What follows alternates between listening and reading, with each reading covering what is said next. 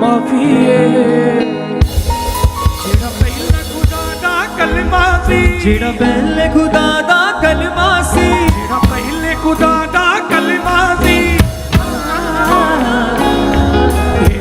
दे रूप च बलवा सी जेड़ा पहले खुदा दा कलमा सी दे रूप च बलवा सी हुण मेरा शाफी है ते उदा पा जाना हर गल दी माफी है ते उदा पा जाना हर गल दी माफी है माफी है माफी है माफी माफी जेड़ा पहले खुदा दा कलमा सी दे रूप च बलवा सी जेड़ा पहले खुदा दा कलमा सी दे रूप च बलवा सी हुण मेरा शाफी है ते उदा पा जाना हर गल दी माफी है ते उदा पा जाना हर गल दी माफी है माफी है माफी है सब है माफी माफी बकरे ते बछड़े दे खून दे नाल कदों आमन सीगी शिवा बकरे दे बछड़े दे खून दे नाल सीगी शिवा बकरे ते बछड़े दे खून दे नाल कदों आमन सीगी शिवा कदों आमन सीगी शिवा कदों आमन सीगी शिवा जिस अपने लहू नाल धोते तारे साडा मनुष्य गुनाह सो अपने लहू नाल धोते तारे साडा मनुष्य गुनाह साडा मनुष्य गुनाह साडा मनुष्य गुनाह ओ कलवरी ते बेशक होई ओ कलवरी ते बेशक होई ओ कलवरी ते बेशक होई ओ कलवरी ते बेशक होई नबियां दी जुबानी है फटा मोती ते उदा पा जाना हर गल दी माफी है फटा मोती ते उदा पा जाना हर गल दी माफी है माफी है माफी है माफी माफी जेड़ा पहले खुदा दा कलमा सी दे रूप च बलवा सी पहले खुदा दा कलमा सी दे रूप च बलवा सी हुण मेरा शाफी है फटा मोती ते उदा पा जाना हर गल दी माफी है फटा मोती ते उदा पा जाना हर गल दी माफी है माफी है माफी है आइए माफी माफी इस सुटिया नहीं जमू पर में इस सब जे मुझी नू किस सुटिया नहीं जमू पर में सब जे मुझी नू इस सुटिया नहीं जमू पर में इस सब जे मुझी नू इस सब जे मुझी नू इस सब जे मुझी नू जसु विद्या है तू पैरा थले बंद होगी शू शू यसु विद्या तू पैरा थले दी बंद हो गई शो शो यसु विद्या है तू पैरा थले बंद होगी शू शू यसु विद्या तू पैरा थले दी बंद हो गई शो शो सेते की हुण कोलनी है विसेने की हुण कोलनी है सेते की हुण कोलनी है विसेने की हुण कोलनी है किया होया पे फटा मोती ते उदा पा जाना हर गल दी माफी है फटा मोती ते उदा पा जाना हर गल दी माफी है माफी है माफी है सब आए माफी माफी जेड़ा पहले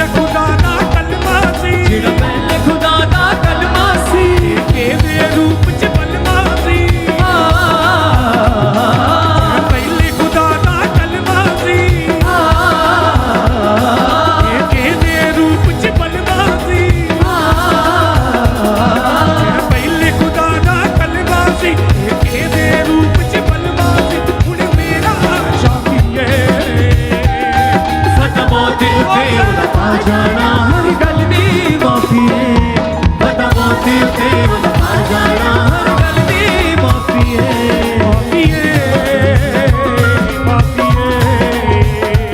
ਮਾਫੀ ਏ ਮਾਫੀ ਏ ਪੌਲੁਸ ਰਸੂਲ ਨੇ ਯਿਸੂ ਤੋਂ ਪੁੱਛਿਆ ਕਿ ਡਰ ਲਾਵਾ ਪੌਲੁਸ ਰਸੂਲ ਨੇ ਯਿਸੂ ਤੋਂ ਪੁੱਛਿਆ ਕਿ ਡਰ ਲਾਵਾ ਪੌਲੁਸ ਰਸੂਲ ਨੇ ਪੁੱਛਿਆ ਯਿਸੂ ਕਿ ਪੌਲੁਸ ਰਸੂਲ ਨੇ ਯਿਸੂ ਤੋਂ ਪੁੱਛਿਆ ਕਿ ਡਰ ਲਾਵਾ ਪੌਲੁਸ ਰਸੂਲ ਨੇ ਯਿਸੂ ਤੋਂ ਪੁੱਛਿਆ ਕਿ ਡਰ ਲਾਵਾ ਪੌਲੁਸ ਰਸੂਲ ਨੇ ਯਿਸੂ ਤੋਂ ਪੁੱਛਿਆ ਕਿ ਡਰ ਲਾਵਾ ਕਾਸ਼ ਪਿਆਂ ਦੀ ਇਜਾਜ਼ਤ ਨਾਲ ਕਿਤੇ ਫੁੱਲ ਨਾ ਬਹਿ ਜਾਵਾਂ ਕਾਸ਼ ਪਿਆਂ ਦੀ ਇਜਾਜ਼ਤ ਨਾਲ ਕਿਤੇ ਫੁੱਲ ਨਾ ਬਹਿ ਜਾਵਾਂ ਯਿਸੂ ਆਖਿਆ ਫਿਕਰ ਨਾ ਕਰ ਕੋਈ ਯਿਸੂ ਆਖਿਆ ਫਿਕਰ ਨਾ ਕਰ ਕੋਈ ਯਿਸੂ ਆਖਿਆ ਫਿਕਰ ਨਾ ਕਰ ਕੋਈ ਯਿਸੂ ਆਖਿਆ ਫਿਕਰ ਨਾ ਕਰ ਕੋਈ ਮੇਰਾ ਫਜ਼ਲ ਹੀ ਕਾਫੀ ਹੈ ਸਾਡਾ ਮੌਤੀ ਉੱਤੇ ਉਹਦਾ ਪਾ ਜਾਣਾ ਹਰ ਗੱਲ ਦੀ ਮਾਫੀ ਏ ਸਾਡਾ ਮੌਤੀ ਉੱਤੇ ਉਹਦਾ ਪਾ ਜਾਣਾ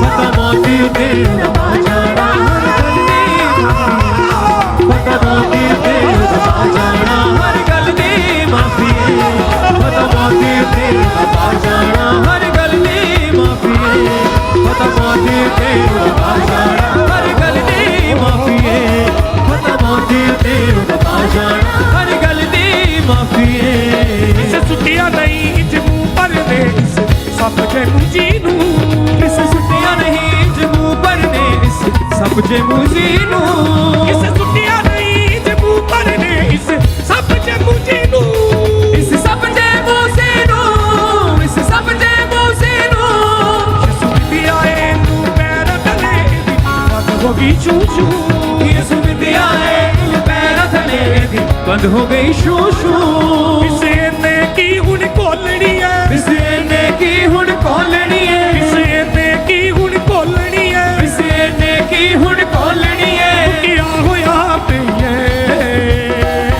ਸਾਡਾ ਮੌਤੀ ਉੱਤੇ ਉਹਦਾ ਪਾ ਜਾਣਾ ਹਰ ਗੱਲ ਦੀ ਮਾਫੀ ਏ ਸਾਡਾ ਮੌਤੀ ਉੱਤੇ ਉਹਦਾ ਪਾ ਜਾਣਾ ਹਰ ਗੱਲ ਦੀ ਮਾਫੀ ਏ ਮਾਫੀਏ ਮਾਫੀਏ ਮਾਫੀ ਏ ਮਾਫੀ ਏ ਜਿਹੜਾ ਪਹਿਲੇ ਖੁਦਾ ਦਾ ਕਲਮਾ ਸੀ ਜਿਹੜਾ ਪਹਿਲੇ ਖੁਦਾ ਦਾ ਕਲਮਾ ਸੀ ਜਿਹੜਾ ਪਹਿਲੇ ਖੁਦਾ ਦਾ ਕਲਮਾ ਸੀ ਜਿਹੜਾ ਪਹਿਲੇ ਖੁਦਾ ਇਹ ਕਿਹਦੇ ਰੂਪ ਚ ਬਲਮਾ ਸੀ ਪਹਿਲੇ ਖੁਦਾ ਦਾ ਕਲਮਾ ਸੀ ਇਹ ਕਿਹਦੇ ਰੂਪ ਚ ਬਲਮਾ ਸੀ ਹੁਣ ਮੇਰਾ ਸ਼ਾਫੀ ਹੈ ਸਾਡਾ ਮੌਤੀ ਉੱਤੇ ਉਹਦਾ ਪਾ ਜਾਣਾ ਹਰ ਗੱਲ ਦੀ ਮਾਫੀ ਏ ਜ਼ੋਰ ਜ਼ੋਰ ਸੇ। ਸਾਡਾ ਮੌਤੀ ਉੱਤੇ ਉਹਦਾ ਪਾ ਜਾਣਾ ਹਰ ਗੱਲ ਦੀ ਮਾਫੀ ਏ ਮਾਫੀਏ ਮਾਫੀਏ ਮਾਫੀ ਏ ਮਾਫੀ ਏ ਬੱਕਰੇ ਤੇ ਬਛੜੇ ਦੇ ਖੂਨ ਦੇ ਨਾਲ ਕਦੋਂ ਕਾਮਲ ਸੀਗੀ ਸ਼ਿਵਾ ਬੱਕਰੇ ਦੇ ਬਛੜੇ ਦੇ ਖੂਨ ਦੇ ਨਾਲ ਕਦੋਂ ਕਾਮਿਲ ਸੀਗੀ ਸ਼ਿਫਾ ਬੱਕਰੇ ਤੇ ਬਛੜੇ ਦੇ ਖੂਨ ਦੇ ਨਾਲ ਕਦੋਂ ਕਾਮਲ ਸੀਗੀ ਸ਼ਿਵਾ ਕਦੋਂ ਕਾਮਿਲ ਸੀਗੀ ਸ਼ਿਫਾ ਕਦੋਂ ਕਾਮਿਲ ਸੀਗੀ ਸ਼ਿਫਾ ਯਿਸੂ ਆਪਣੇ ਲਹੂ ਨਾਲ ਧੋ ਦਿੱਤਾ ਹੈ ਸਾਡਾ ਮਨੂਸ ਗੁਨਾਹ ਯਿਸੂ ਆਪਣੇ ਲਹੂ ਨਾਲ ਧੋ ਦਿੱਤਾ ਏ ਸਾਡਾ ਮਨੁੱਸ ਗੁਨਾਹ ਉਹ ਕਲਵਰੀ ਤੇ ਬੇਸ਼ੱਕ ਹੋਈ ਉਹ ਕਲਵਰੀ ਤੇ ਬੇਸ਼ੱਕ ਹੋਈ ਉਹ ਕਲਵਰੀ ਤੇ ਬੇਸ਼ੱਕ ਹੋਈ ਉਹ ਕਲਵਰੀ ਤੇ ਬੇਸ਼ੱਕ ਹੋਈ ਨਬੀਆਂ ਦੀ ਜ਼ੁਬਾਨੀ ਹੈ ਫਟਾ ਮੌਤੀ ਉੱਤੇ ਉਹਦਾ ਪਾ ਜਾਣਾ ਹਰ ਗੱਲ ਦੀ ਮਾਫੀ ਏ ਫਟਾ ਮੌਤੀ ਉੱਤੇ ਉਹਦਾ ਪਾ ਜਾਣਾ ਹਰ ਗੱਲ ਦੀ ਮਾਫੀ ਏ ਮਾਫੀਏ ਮਾਫੀਏ ਮਾਫੀ ਏ ਮਾਫੀ ਏ ਮਾਫੀਏ ਮਾਫੀਏ जब हम बाइबल में इब्रानियों की पुस्तक उसके 12वें अध्याय की 1 और 2 आयत में पढ़ते हैं तो परमेश्वर का वचन कहता है कि इस कारण जबकि गवाहों का ऐसा बड़ा बादल हमको घेरे हुए हैं तो आओ हर एक रोकने वाली वस्तु और उलझाने वाले पाप को दूर करके वह दौड़ जिसमें हमें दौड़ना है धीरज से दौड़ें और विश्वास के कर्ता और सिद्ध करने वाले यीशु की ओर ताकते रहें। इसलिए हम अपने मनों को तैयार करें, अपनी आत्मा को परमेश्वर के बड़े कामों को देखकर उसे ग्रहण योग्य बनाएं, ताकि आप भी अपने जीवन में परमेश्वर की महिमा के लिए बहुत सारा फल ला सकें। तो आइए शांति और एकाग्रता से परमेश्वर की महिमा के लिए कुछ वीडियो गवाहियों को देखते हैं।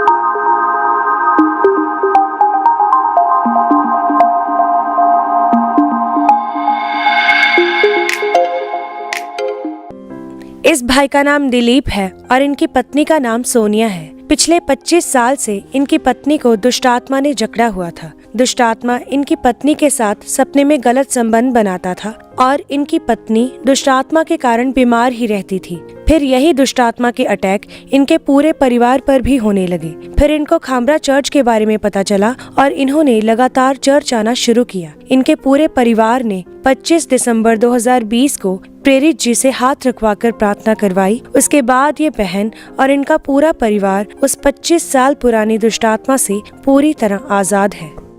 साਰਿਆਂ ਨੂੰ ਜੈ ਮਸੀਹ ਦੀ।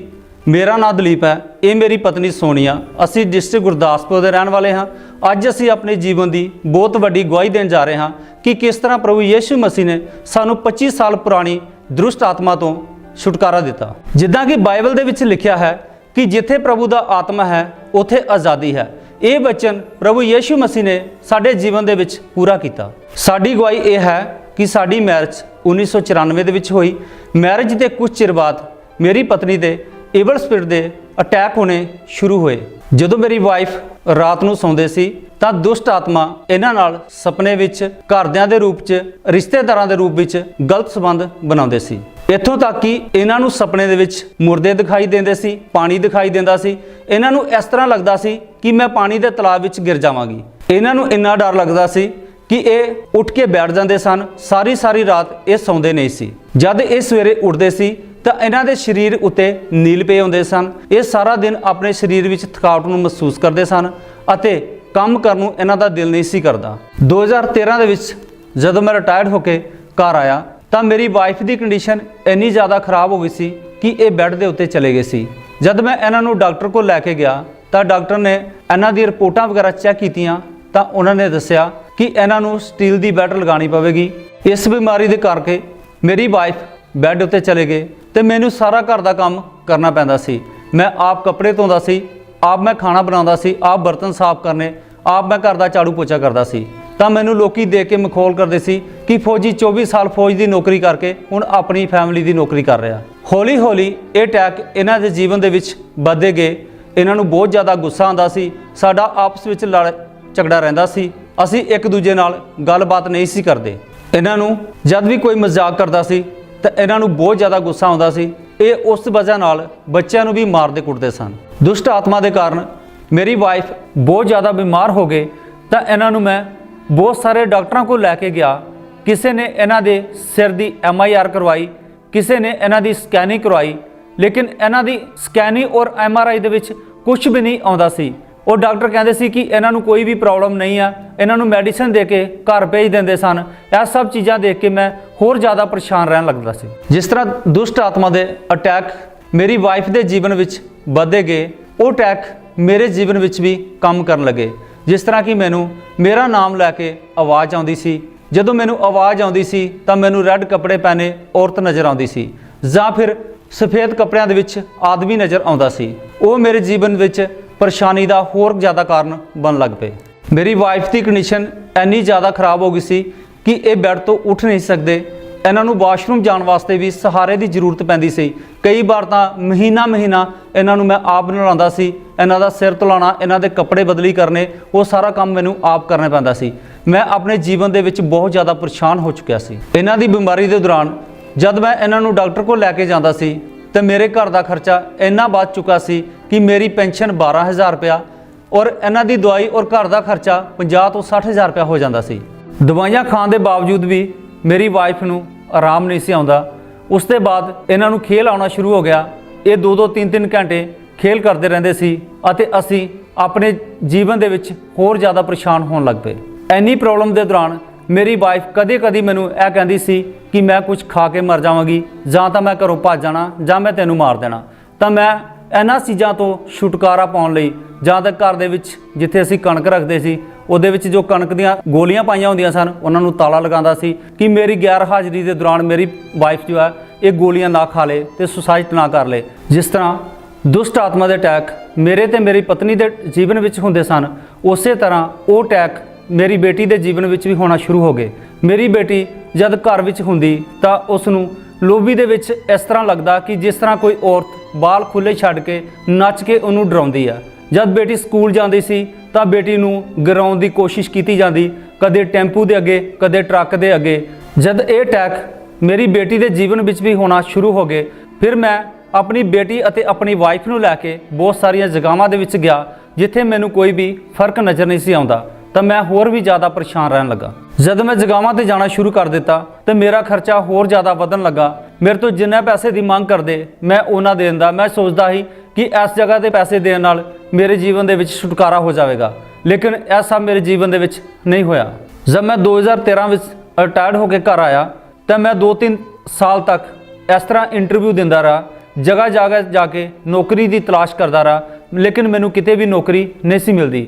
ਕਈ ਵਾਰ ਸਾਡਾ ਝਗੜਾ ਇੰਨਾ ਵੱਧ ਜਾਂਦਾ ਕਿ ਮੇਰੀ ਫੈਮਿਲੀ ਇੱਕ ਵਾਰ ਗੁੱਸਾ ਹੋ ਕੇ ਆਪਣੇ ਪੇਕੇ ਘਰ ਚਲੀ ਗਈ। ਇਹ 7 ਦਿਨ ਤੱਕ ਆਪਣੇ ਪੇਕੇ ਘਰ ਰਹੀ। ਮੈਂ ਇਹਨਾਂ ਦੀਆਂ ਬਹੁਤ ਫੋਨ ਕਰਕੇ ਇਹਨਾਂ ਨੂੰ ਬੋਲਦਾ, ਤੇਰੇ ਬੱਚੇ ਘਰ ਦੇ ਵਿੱਚ ਇਕੱਲੇ ਆ ਤੇ ਤੂੰ ਘਰ ਵਾਪਸ ਆ ਜਾ, ਲੇਕਿਨ ਇਹ ਮੈਨੂੰ ਉਲਟਾ ਜਵਾਬ ਦਿੰਦੀ, ਮੈਂ ਨਹੀਂ ਆਵਾਂਗੀ, ਅਗਰ ਤੂੰ ਮੈਨੂੰ ਲੈਣ ਵਾਸਤੇ ਆਇਆ ਤਾਂ ਮੈਂ ਕੁਝ ਖਾ ਕੇ ਮਰ ਜਾਵਾਂਗੀ। ਤਾਂ ਮੈਂ ਬੱਚਿਆਂ ਦੇ ਨਾਲ ਹੋਰ ਜ਼ਿਆਦਾ ਘਰ ਦੇ ਵਿੱਚ ਪਰੇਸ਼ਾਨ ਰਹਿਣ ਲੱਗਾ ਕਿ ਮੈਂ ਕਿਸ ਤਰ੍ਹਾਂ ਘਰ ਦਾ ਕੰਮ ਕਰਾਂ ਤੇ ਕਿਸ ਤਰ੍ਹਾਂ ਬੱਚਿਆਂ ਨੂੰ ਸੰਭਾਲਾਂਗਾ।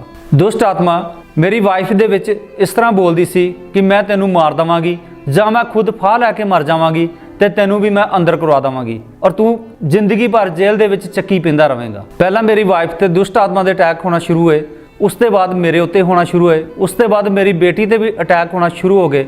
ਜਦ ਮੈਂ ਘਰ ਆ ਗਿਆ ਤਾਂ ਮੈਨੂੰ ਸਰਵਿਸ ਵਾਸਤੇ ਵੀ ਕੋਈ ਵੀ ਰਿਸਪੌਂਸ ਨਹੀਂ ਸੀ ਮਿਲਦਾ। ਮੈਂ ਆਪਣੇ ਜੀਵਨ ਦੇ ਵਿੱਚ ਬਹੁਤ ਨਿਰਾਸ਼ ਹੋ ਚੁੱਕਾ ਸੀ। ਮੈਂ ਸੋਚਦਾ ਸੀ ਕਿ ਮੇਰੀ ਜ਼ਿੰਦਗੀ ਪਤਾ ਨਹੀਂ ਕਿਸ ਤਰ੍ਹਾਂ ਬੀਤੇਗੀ। ਮੈਂ ਸੋਚ ਕੇ ਬਹੁਤ ਪਰੇਸ਼ਾਨ ਸੀ। ਫਿਰ ਇੱਕ ਦਿਨ ਜਦ ਮੈਂ ਬਹੁਤ ਨਿਰਾਸ਼ ਸੀ ਤਾਂ ਸਾਡੇ ਗੁਆਂਢੀ ਨੇ ਸਾਨੂੰ ਦੱਸਿਆ ਕਿ ਤੁਸੀਂ ਖਾਮਰਾ ਚਰਚ ਵਿੱਚ ਜਾਓ। ਫਿਰ ਮੇਰੀ ਵਾਈਫ ਖਾਮਰਾ ਚਰਚ ਵਿੱਚ ਆਏ ਤਾਂ ਇਹਨਾਂ ਨੇ ਆ ਕੇ ਪਰਮੇਸ਼ਰ ਦੇ ਦਾਸ ਤੋਂ ਬਚਨ ਸੁਨੇ।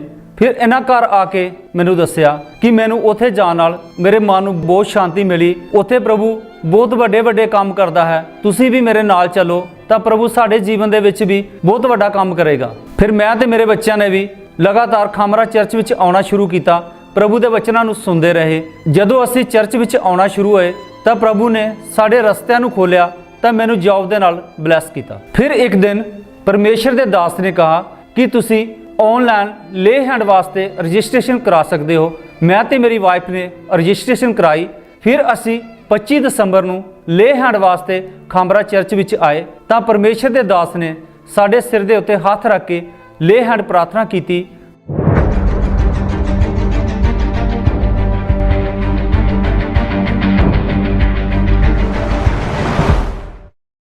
ताकि मैं लोगों पे प्रार्थना करने के बाद उनकी प्रार्थना कर सकूं। भरपूर जीवन तेरे लिए, जीवन तेरे लिए। ਜਦ ਪਰਮੇਸ਼ਰ ਦੇ ਦਾਸ ਨੇ ਸਾਡੇ ਸਿਰ ਉੱਤੇ ਹੱਥ ਰੱਖ ਕੇ ਲੇ ਹੈਂਡ ਪ੍ਰਾਰਥਨਾ ਕੀਤੀ ਤਾਂ ਮੈਨੂੰ ਤਾਂ ਮੇਰੀ ਵਾਈਫ ਨੂੰ ਪਵਿੱਤਰ ਆਤਮਾ ਨੇ ਛੂਇਆ ਔਰ ਮੈਨੂੰ ਤੇ ਮੇਰੀ ਵਾਈਫ ਨੂੰ ਇਸ ਤਰ੍ਹਾਂ ਮਹਿਸੂਸ ਹੋਇਆ ਕਿ ਜਿਸ ਤਰ੍ਹਾਂ ਸਾਡੇ ਸਰੀਰ ਵਿੱਚੋਂ ਕੁਝ ਨਿਕਲ ਕੇ ਜਾ ਰਿਹਾ ਹੈ। ਉਸੇ ਟਾਈਮ ਮੈਂ ਔਰ ਮੇਰੀ ਵਾਈਫ ਨੇ ਹਲਕਾ ਮਹਿਸੂਸ ਕੀਤਾ। ਹੁਣ ਨਾ ਹੀ ਇਹਨਾਂ ਦੇ ਸਰੀਰ ਉੱਤੇ ਨੀਲ ਪੈਂਦੇ ਹਨ, ਨਾ ਹੀ ਇਹਨਾਂ ਨੂੰ ਮੁਰਦੇ ਦਿਖਾਈ ਦਿੰਦੇ ਹਨ, ਨਾ ਹੀ ਇਹਨਾਂ ਨੂੰ ਪਾਣੀ ਤੋਂ ਡਰ ਲੱਗਦਾ ਹੈ, ਨਾ ਹੀ ਇਹਨਾਂ ਨੂੰ ਕੋਈ ਘਬਰਾਹਟ ਮਹਿਸੂਸ ਹੁੰਦੀ ਹੈ, ਨਾ ਹੀ ਇਹਨਾਂ ਦੇ ਸਿਰ ਨੂੰ ਦਰਦ ਹੁੰਦੀ ਹੈ, ਨਾ ਹੀ ਇਹਨਾਂ ਨੂੰ ਕੋਈ ਬਿਮਾਰੀ ਹੈ। ਹੁਣ ਇਹ ਬਿਲਕੁਲ ਫ੍ਰੀ ਹਾਂ। ਹੁਣ ਨਾ ਹੀ ਮੈਨੂੰ ਆਵਾਜ਼ਾਂ ਆਉਂਦੀਆਂ ਹਨ, ਨਾ ਹੀ ਮੈਨੂੰ ਲਾਲ ਜਾਂ ਸਫੇਦ ਕੱਪੜੇ ਵਿੱਚ ਕੁਝ ਨਜ਼ਰ ਆਉਂਦਾ ਹੈ। ਹੁਣ ਮੇਰੀ ਬੇਟੀ ਵੀ ਪੂਰੀ ਤਰ੍ਹਾਂ ਨਾਲ ਫ੍ਰੀ ਹੈ। ਹੁਣ ਅਸੀਂ ਆਪਣੇ ਪਰਿਵਾਰ ਦੇ ਵਿੱਚ ਖੁਸ਼ੀ ਨਾਲ ਰਹਿੰਦੇ ਹਾਂ। ਹੁਣ ਮੇਰੀ ਵਾਈਫ ਸਾਰਾ ਘਰ ਦਾ ਕੰਮ ਵੀ ਕਰਦੀ ਹੈ। ਹੁਣ ਸਾਡਾ ਬਿਲਕੁਲ ਵੀ ਆਪਸ ਵਿੱਚ ਲੜਾਈ ਝਗੜਾ ਨਹੀਂ ਹੁੰਦਾ, ਨਾ ਹੀ ਮੇਰੀ ਵਾਈਫ ਹੁਣ ਬੱਚਿਆਂ ਨੂੰ ਮਾਰਦੀ ਹੈ। ਹੁਣ ਅਸੀਂ ਬਹੁਤ ਖੁਸ਼ੀ ਨਾਲ ਰਹਿੰਦੇ ਹਾਂ ਤੇ ਸਾਡੇ ਬੱਚੇ ਵੀ ਬਹੁਤ ਖੁਸ਼ੀ ਨਾਲ ਰਹਿੰਦੇ ਹਾਂ। ਅਸੀਂ ਪ੍ਰਭੂ ਦਾ ਬਹੁਤ ਧੰਨਵਾਦ ਕਰਦੇ ਹਾਂ। ਇਸ ਵੱਡੇ ਛੁਟਕਾਰੇ ਲਈ ਮੈਂ ਪਰਮੇਸ਼ਰ ਔਰ ਪਰਮੇਸ਼ਰ ਦੇ ਦਾਸ ਦਾ ਬਹੁਤ ਧੰਨਵਾਦ ਕਰਦਾ ਹਾਂ। ਸਾਰਿਆਂ ਨੂੰ ਜੈ ਮਸੀਹ।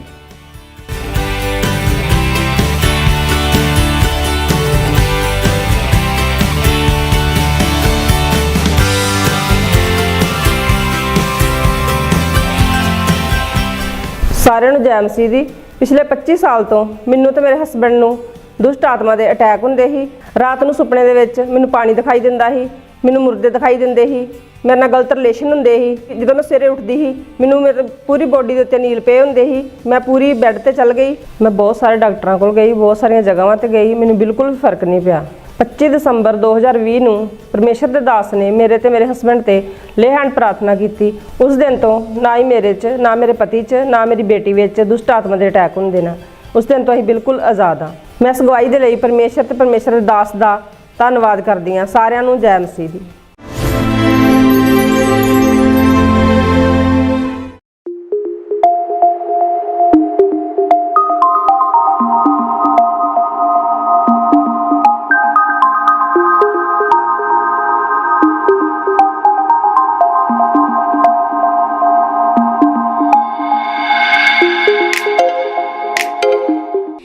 इस बहन का नाम ममता है।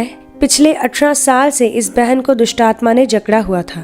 दुष्टात्मा के कारण इनको बहुत डर लगता था और इनको बहुत गुस्सा भी आता था, जिस कारण ये अपने घर में बहुत लड़ाई झगड़ा करते थे। फिर इनकी शादी हो गई। शादी के बाद यह बहन गर्भवती नहीं हो पा रही थी। इन्होंने बहुत इलाज भी करवाया और बहुत सी जगहों पर भी गए, पर इनको कोई फर्क नहीं पड़ा। फिर इनको खामरा चर्च के बारे में पता चला और इन्होंने लगातार चर्च आना शुरू किया। 14 अप्रैल 2019 को प्रेरित जी के द्वारा की गई प्रार्थना को ग्रहण करने के बाद इस बहन को उल्टी आई। उसके बाद ये बहन दुष्टात्मा से पूरी तरह आजाद हुए और परमेश्वर ने इनको शादी के 14 साल बाद बेटे के साथ आशीषित किया। सबको जय मसीह जी की। मेरा नाम ममता है, मैं बिहार के रहने वाली हूँ। आज मैं अपने जीवन की सबसे बड़ी गवाही देने जा रही हूँ। जैसे कि बाइबल में लिखा है, जहाँ परमेश्वर की आत्मा है वहाँ आज़ादी है। ये वचन मेरे ज़िंदगी ने परमेश्वर ने पूरा किया। आज से 18 साल पहले पेट में हमको बहुत दर्द हुआ।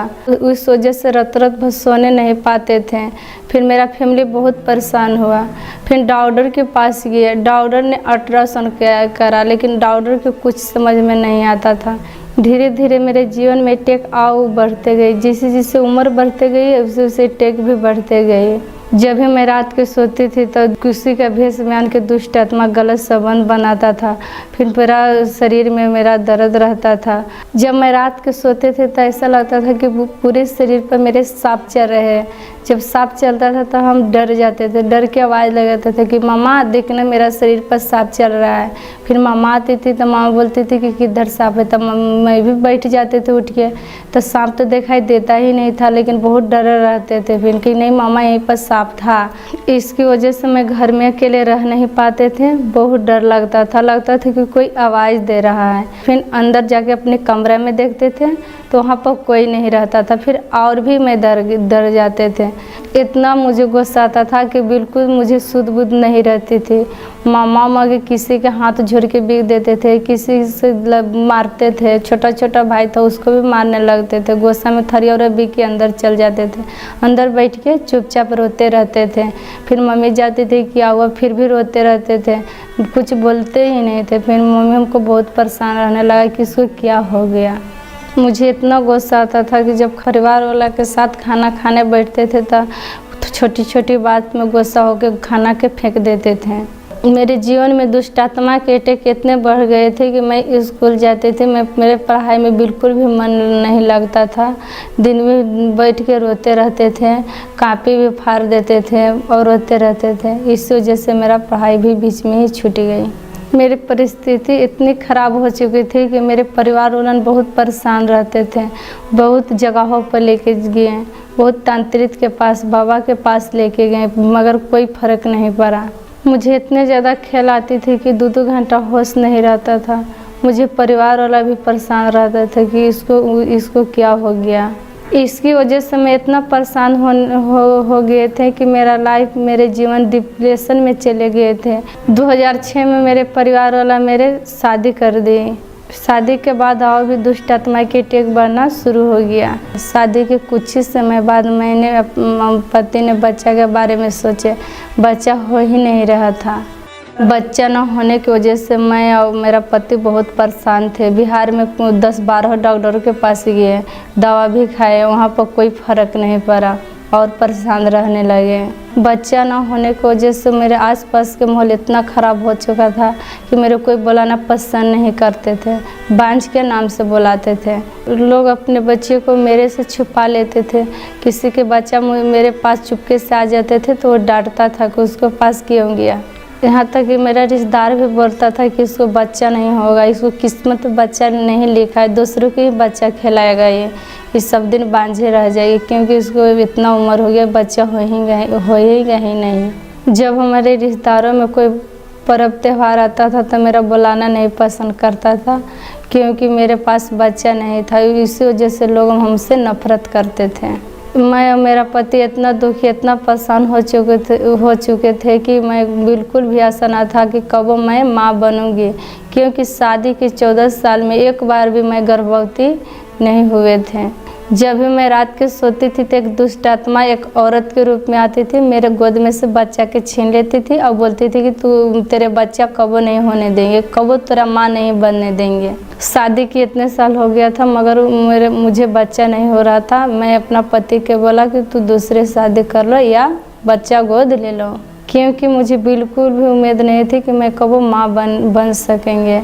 मेरा पति बहुत सारा अस्पतालों में लेके गए, बहुत सारा जगहों पर लेके गए, बहुत सारा तंत्रियों के पास लेके गए, फिर भी मगर कहूँ पर मेरा बच्चा नहीं हुआ। बहुत सारा पैसा भी खर्च किए, जो जितना मांगता था उतना देते थे, फिर भी मेरा बच्चा नहीं हुआ। 2018 में बिहार से अमृतसर आए।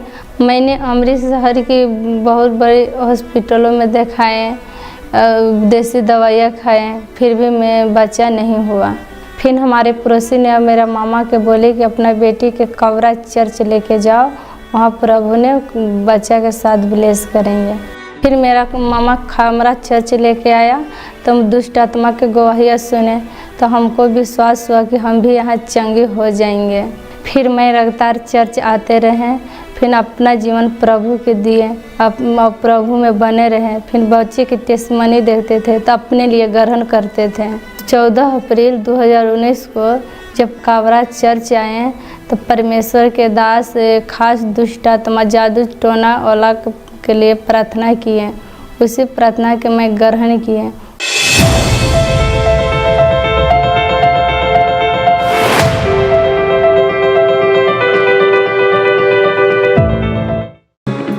चंगे हो जाओ। हर वो चीज जो आपने खाई है शैतानी टेबल से बाहर आए, उल्टियों के द्वारा, यूरिन के द्वारा, स्टूल के द्वारा, पसीने के द्वारा, उल्टियों के द्वारा। Come out. उसी समय जब परमेश्वर के दास ने प्रार्थना किया तो उस प्रार्थना के मैं ग्रहण किए तो उल्टी आया। मुझे ऐसा लगा कि मेरा शरीर से कुछ निकला और मेरा शरीर एकदम हल्का हो गया। उस दिन से मेरे दुष्ट आत्मा के अटैक होना बंद हो गया। न सपना देखे, न सांप देखे, न मेरे बॉडी पर नील पड़ा। मैं बिल्कुल आज़ाद है। मैं प्रार्थना ग्रहण करने के बाद मैं अपना गांव चले गए। फिर 1 महीना के बाद मैं चेक कराएं तो मैं गर्भवती थी। मैं, मेरा पति, मेरा परिवार बहुत हैरान थे कि कैसे हो सकता है। शादी के 14 साल पहले बार मैं गर्भवती थी।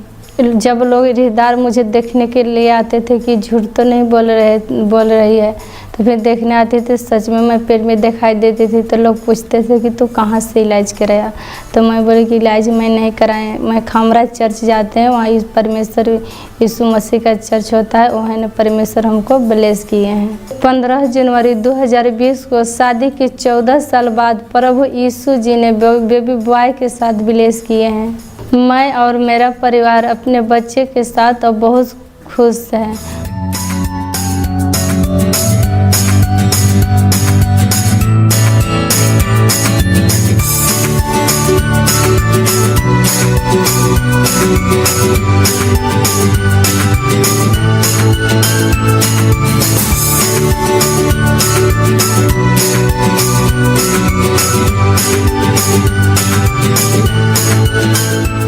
मैं इस गवाही के लिए परमेश्वर का दास का धन्यवाद करती हूँ। सबको जय मसीह जी की।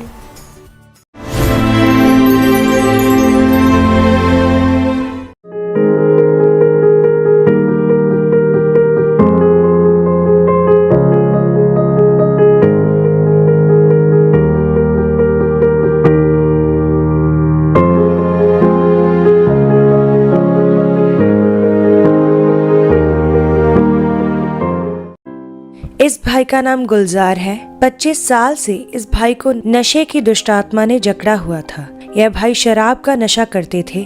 यह एक दिन में 2 से 3 बोतलें शराब की पी जाते थे। यह अपनी सारी कमाई नशे में उड़ा देते थे, जिस कारण इनके घर में बहुत लड़ाई झगड़ा होता था। फिर इन्होंने खामरा चर्च आना शुरू किया। अगस्त 2018 में जब परमेश्वर के दास ने मास प्रार्थना के दौरान नशे की दुष्ट आत्मा को डांटा तो इस भाई ने अपने लिए ग्रहण किया। उसके बाद यह भाई नशे की दुष्ट आत्मा से पूरी तरह आज़ाद है। सब नूं जय मसीह दी। मेरा नाम गुलजार मसीह है। मैं शहर बटाले का रहने वाला। अज मैं अपने जीवन की बहुत वड्डी गवाही देण जा रहा। जिद्दां कि बाइबल दे विच लिखिया दा, जिथे परमेश्वर दा आत्मा उत्थे ही आज़ादी है। ये बचन मेरी जिंदगी च परमेश्वर ने पूरा किया। मैनू 25 साल नशे की लत तों आज़ाद किया। मेरी गवाही यह है कि मैं सरकारी महकमे च ड्राइवरी की जॉब करता ही। मेरी उम्र मौजूदा 53 साल है। ਜਦੋਂ मैं 25 साल का ही, मेरे नाल दे ਜਿਹੜੇ भाई ड्राइवर ही नशा करते होंगे ही। मैं उन्हां नाल वेखदा हुंदा सीगा, शराब का नशा करते होंगे ही। मैं भी वेखदा हुंदा ਸੀ उन्हां नाल कि ये शराब किस तरह पींदे आ। मैं भी शराब पीनी शुरू कर दी। आस्ते आस्ते मेरी जिहड़ी नशे की लत ही वो वध गई। पहला मैं एक दिन दे विच जो कि अद्धी बोतल शराब मैं पी जाता ही। फिर आस्ते आस्ते मेरी लत वधदी वध गई। नशे के करके मेरी जिंदगी बहुत ज़्यादा खराब हो चुकी ही, जो कि मैं पूरा दिन दे विच 2-2 बोलना 3-3 बोलना तो शुरू शराब पी जाता है। जो मैं शाम को अपनी ड्यूटी तो शाम को नशा करके घर आता ही, मेरे बच्चे बहुत डिस्टर्ब होंगे ही। मेरी मिसिज भी बहुत डिस्टर्ब होंगी ही। इसकी वजह नाल मेरे नाल लड़ाई झगड़ा भी करती होंगी ही। कई दिन असीं बोलना नहीं एक दूजे नाल। फिर बच्चों ने कहना डैडी नशा छड्ड दो, मम्मी बहुत परेशान रहिंदी है। असीं भी परेशान होंगे हैं। स्कूल आने जाने वास्ते सानू बहुत तकलीफ होंदी है। लोग सानू बहुत ज़्यादा टार्चर करते हैं, तंग करते हैं, तुहाडा डैडी शराब पींदा है। मैं नशे का इन्ना आदी हो चुकिया ही, क्योंकि जो मेरी जेब च पैसे नहीं होने, मैं अपने यार दोस्तों के घर जाना, उन्होंने सवेरे 4 बजे ठालना, उन्होंने को मंगने 100 रुपया 200 रुपया मंगना। फिर मैं नशा लिया, फिर मैं नशा पीना अपने घर में बैठ के। फिर उस तो बाद जो मैं अपनी ड्यूटी पर जाना, उत्थे भी जाके नशा करना।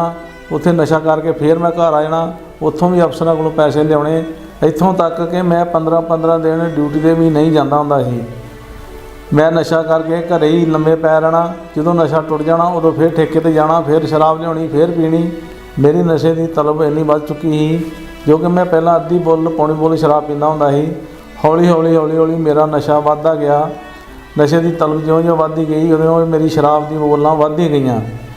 ਇੱਕ ਦਿਨ ਦੇ ਵਿੱਚ 3 ਬੋਲਾਂ ਵੀ ਸ਼ਰਾਬ ਪੀ ਜਾਂਦਾ ਹੁੰਦਾ ਸੀ। ਜੋ ਮੈਂ ਬਾਹਰ ਪੀ ਕੇ ਆਉਂਦਾ ਸੀ ਉਹ ਅਲੱਗ ਪੀਂਦਾ ਹੁੰਦਾ ਸੀ। ਇਸ ਨਾਲ ਨਸ਼ਾ ਵਧਣ ਦੇ ਕਾਰਨ ਮੇਰੇ ਆਂਢ ਗੁਆਂਢ ਜੋ ਵੀ ਮੈਂ ਰਹਿੰਦਾ ਹੁੰਦਾ ਸੀ, ਉੱਥੇ ਜਿਸ ਜਗ੍ਹਾ 'ਤੇ ਰਹਿਣਾ ਉਸ ਜਗ੍ਹਾ ਦੇ ਆਸੇ-ਪਾਸੇ ਮਹੱਲੇ ਵਾਲੇ ਵੀ ਤੰਗ ਹੋ ਗਏ ਸੀ। ਉਹ ਵੀ ਕਹਿੰਦੇ ਹੁੰਦੇ ਸੀ ਇਹ ਬੰਦੇ ਨੂੰ ਬਾਹਰ ਕੱਢੋ ਇੱਥੋਂ, ਇਹ ਬੰਦੇ ਨੇ ਨਸ਼ੇ ਦਾ ਗੰਦ ਪਾ ਰੱਖਿਆ ਹੈ। ਇੱਥੋਂ ਤੱਕ ਕਿ ਇੱਕ ਦਿਨ ਮੈਂ ਇੰਨਾ ਨਸ਼ਾ ਕਰ ਚੁੱਕਿਆ ਸੀਗਾ, ਮੈਨੂੰ ਕੋਈ ਹੋਸ਼ ਨਹੀਂ ਸੀ। ਮੈਂ ਡਿੱਗਿਆ, ਮੇਰਾ ਸਿਰ ਫਟਿਆ, ਮੇਰੇ ਘਰ ਦੇ ਮੈਨੂੰ ਚੱਕ ਕੇ ਲੈ ਕੇ ਆਏ। ਮੈਨੂੰ ਕੋਈ ਸੁੱਧ ਬੁੱਧ ਨਹੀਂ ਸੀਗੀ। ਜਦੋਂ ਮੈਂ ਡਰਾਈਵਰੀ ਕਰਦਾ ਸੀ, ਮੈਂ ਨਸ਼ਾ ਪੀ ਕੇ ਗੱਡੀ ਚਲਾਉਂਦਾ ਸੀ। 2 ਵਾਰੀ ਕਿ ਮੇਰਾ ਐਕਸੀਡੈਂਟ ਹੋ ਚੁੱਕਿਆ ਹੈ। 1 ਮਹੀਨੇ ਵਿੱਚ ਮੈਨੂੰ 25 ਤੋਂ 30 ਹਜ਼ਾਰ ਰੁਪਇਆ ਤਨਖਾਹ ਮਿਲਦੀ ਸੀ, ਜਿਹੜੀ ਕਿ ਮੈਂ ਘਰਦਿਆਂ ਨੂੰ ਖਰਚਾ ਹੀ ਦਿੰਦਾ ਸੀ। ਬਾਕੀ ਮੈਂ ਸਾਰੀ ਨਸ਼ੇ ਦੇ ਵਿੱਚ ਹੀ ਖਰਚ ਕਰਦਾ ਸੀਗਾ।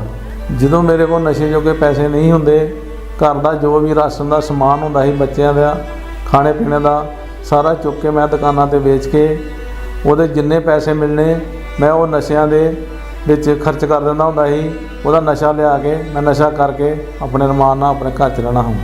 ਮੇਰੇ ਇਹਨਾਂ ਹਾਲਾਤਾਂ ਨੂੰ ਵੇਖ ਕੇ ਮੇਰੇ ਘਰ ਦੇ ਬਹੁਤ ਪਰੇਸ਼ਾਨ ਸੀ, ਜੋ ਕਿ ਨਸ਼ਾ ਛੱਡਣ ਵਾਸਤੇ ਦਵਾਈ ਲਿਆ ਕੇ ਵੀ ਉਹਨਾਂ 1 ਸਾਲ ਮੈਨੂੰ ਖਿਲਾਈ, ਪਰ ਉਹਦੇ ਨਾਲ ਵੀ ਮੈਨੂੰ ਕੋਈ ਫਰਕ ਨਹੀਂ ਪਿਆ। ਮੇਰੀ ਕਿ ਫੈਮਿਲੀ ਨਸ਼ਾ ਛਡਾਉਣ ਵਾਸਤੇ ਬਹੁਤ ਅੰਨੇ ਜਗ੍ਹਾ 'ਤੇ ਲੈ ਕੇ ਗਏ, ਉੱਥੇ ਜਾਣ ਦੇ ਬਾਵਜੂਦ ਵੀ ਮੈਨੂੰ ਕੋਈ ਫਰਕ ਨਹੀਂ ਪਿਆ। ਫਿਰ ਇੱਕ ਦਿਨ ਮੇਰੀ ਮਿਸਿਸ ਨੂੰ ਮੇਰੇ ਰਿਸ਼ਤੇਦਾਰਾਂ ਨੇ ਦੱਸਿਆ, ਇਹਨੂੰ ਖਾਮਰਾ ਚਰਚ ਲੈ ਕੇ ਜਾਓ, ਇਹ ਨਸ਼ੇ ਤੋਂ ਉੱਥੇ ਜ਼ਰੂਰ ਨਿਜਾਤ ਪਾਉਣਗੇ। 2018 ਅਗਸਤ ਵਿੱਚ ਜਦੋਂ ਮੈਂ ਖਾਮਰਾ ਚਰਚ ਵਿੱਚ ਆਇਆ, ਉਸ ਦਿਨ ਪਰਮੇਸ਼ਰ ਦੇ ਦਾਸ ਨੇ ਨਸ਼ੇ ਵਾਲਿਆਂ ਵਾਸਤੇ ਪ੍ਰਾਰਥਨਾ ਕੀਤੀ। ਮੈਂ ਉਸ ਨੂੰ ਆਪਣੇ ਆਪ ਤੇ ਰਿਸੀਵ ਕੀਤਾ।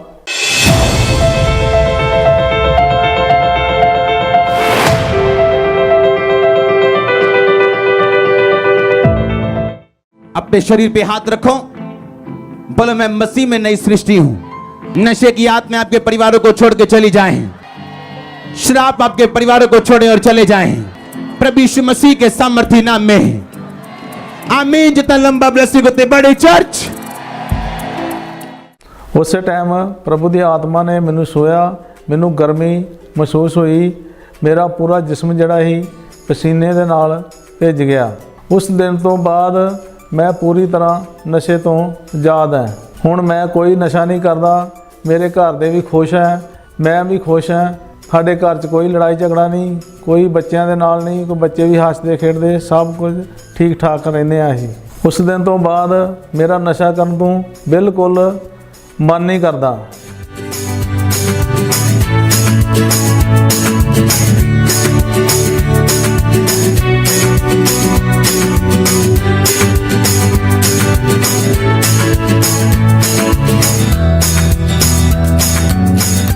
ਇਸ ਛੁਟਕਾਰੇ ਲਈ ਮੈਂ ਪਰਮੇਸ਼ਰ ਦਾ ਔਰ ਪਰਮੇਸ਼ਰ ਦੇ ਦਾਸ ਦਾ ਬਹੁਤ ਧੰਨਵਾਦ ਕਰਦਾ। ਸਾਰਿਆਂ ਨੂੰ ਜੈ ਮਸੀਹ ਦੀ। ਜਿਹੜਾ ਪਹਿਲੇ ਖੁਦਾ ਦਾ ਕਲਮਾ ਸੀ, ਇਹ ਕਿਹਦੇ ਰੂਪ ਚ ਬਲਮਾ ਸੀ। ਜਿਹੜਾ ਪਹਿਲੇ ਖੁਦਾ ਦਾ ਕਲਮਾ ਸੀ, ਇਹ ਕਿਹਦੇ ਰੂਪ ਚ ਬਲਮਾ ਸੀ। ਹੁਣ ਮੇਰਾ ਜਾਵੀਏ ਖਤਮ ਹੋਤੇ ਉਤੇ ਉਹਦਾ ਪਾ ਜਾਣਾ, ਹਰ ਗੱਲ ਦੀ ਮਾਫੀ ਏ।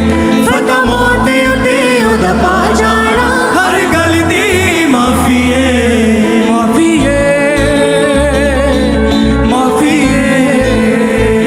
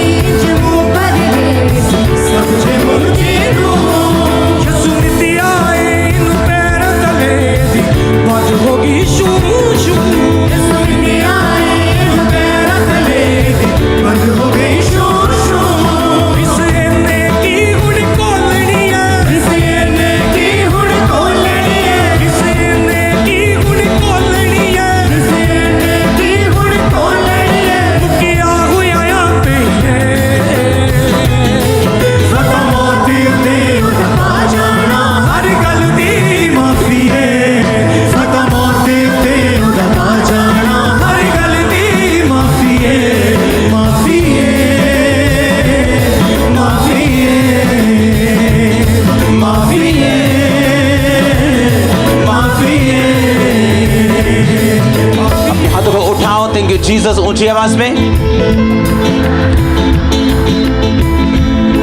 और याद करो परमेश्वर ने हमारे लिए क्या क्या किया, अपने हाथ को हिलाते हुए।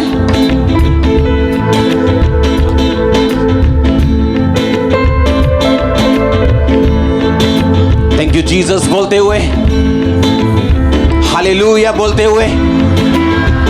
Gurdaspur church, online church, overflow section, अपने हाथों को हिलाओ। मैं जानता हूं खुदावंद का रूह आपको छू रहा है इस टाइम। हिलाओ अपने हाथों को थैंक यू जीसस बोलते हुए।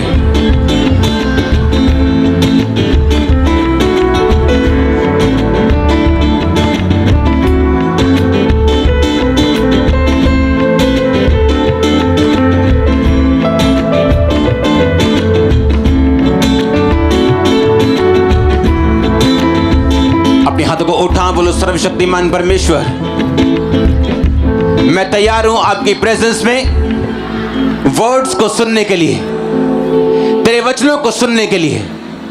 मैं तैयार हूं खुदावन तेरे पाक कलाम को अपने दिल में बसाने के लिए। मैं जानता हूं जो कुछ मैं आज सुनूंगा, सुनूंगी, देखूंगी, मैं उसे ग्रहण करूंगा और फल लेके आऊंगा। मेरा फल बना रहेगा, क्योंकि बाइबल कहती है हमने आपको नहीं चुना, आपने हमको चुना और ठहराया कि हम फल लेके आ सकें। अपने हाथों को उठा के बोलो सर्वशक्तिमान परमेश्वर, मैं तैयार हूं फल लाने के लिए, मैं तैयार हूं आगे बढ़ने के लिए। प्रभु यीशु मसीह के नाम में आज की मीटिंग आपके लिए फल लाने का कारण हो। आपका घराना, आपका फाइनेंस, आपकी लाइफ, आपकी सेहत ब्लेस हो यीशु मसीह के नाम में। हर एक कर्ज जो आपकी लाइफ के ऊपर आज की मीटिंग के कारण, इस अनॉइंटिंग के कारण टूट जाए। हर वो चीज जो शैतान आपको तंग करता आ रही, यीशु मसीह के नाम से आपकी जिंदगी से चला जाए। आज खुदावंद का विश्वास, आज खुदावंद की ग्रेस, उसका अनुग्रह आपके जीवन में बहुत आयत के साथ उंडेले जाए। आज पवित्र आत्मा आपको छुए और अपना बेस्ट फ्रेंड आपको बनाए। आज के बाद आपकी जिंदगियां कभी भी सेम न रही यीशु मसीह के नाम में। हर एक अंधकार की शक्ति जो आपको तंग करती आई और वो श्राप आपकी जिंदगी में जो बहता आया है, उस बहते श्राप को, उस सारी दुष्ट आत्माओं की सारी ताकत को मैं बांधता हूं और तोड़ता हूं यीशु मसीह के नाम में। मैं आपका अगुवा होने के नाते अपने हाथों को आपकी ओर बढ़ा के आपके बढ़ने की घोषणा करता हूं, आपकी ब्लेसिंग्स की घोषणा करता हूं। नेक्स्ट लेवल यीशु मसीह के नाम में घोषणा करता हूं। आपके केस सॉल्व में मैं घोषणा करता हूं। आमीन। ऊंचा ये आशीष आपकी चर्च।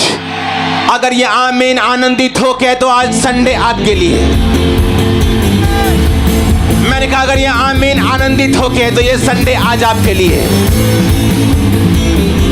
हालेलुया। 7 बार बोलो हालेलुया। हाथों को उठा के बोलो हालेलुया, हिला के बोलो हालेलुया।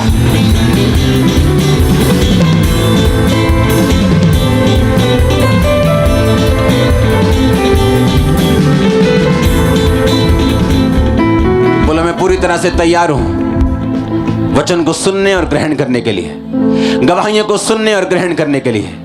प्रभु यीशु मसीह के सामर्थी नाम में हम मांगते हैं। स्वागत है जीवित परमेश्वर की जीवित हजूरी में। आमीन। बैठ जाओ अपने शरीर में।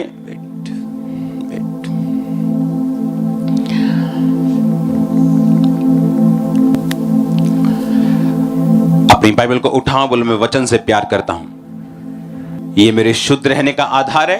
अंगीकार करो, अपनी बाइबल को उठाओ।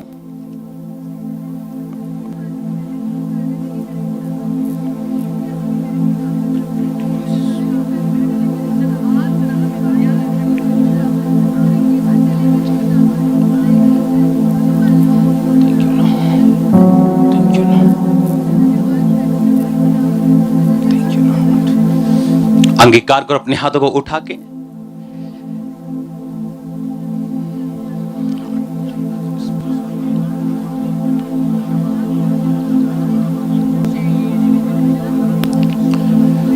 प्रभु यीशु मसीह के नाम में हम मांगते हैं।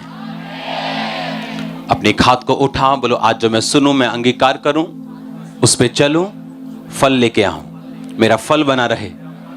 जो कुछ मैं सुनूं मैं दूसरों को सुनाऊं। अंगीकार करो फिर से, जो कुछ मैं सुनूं मैं दूसरों को सुना।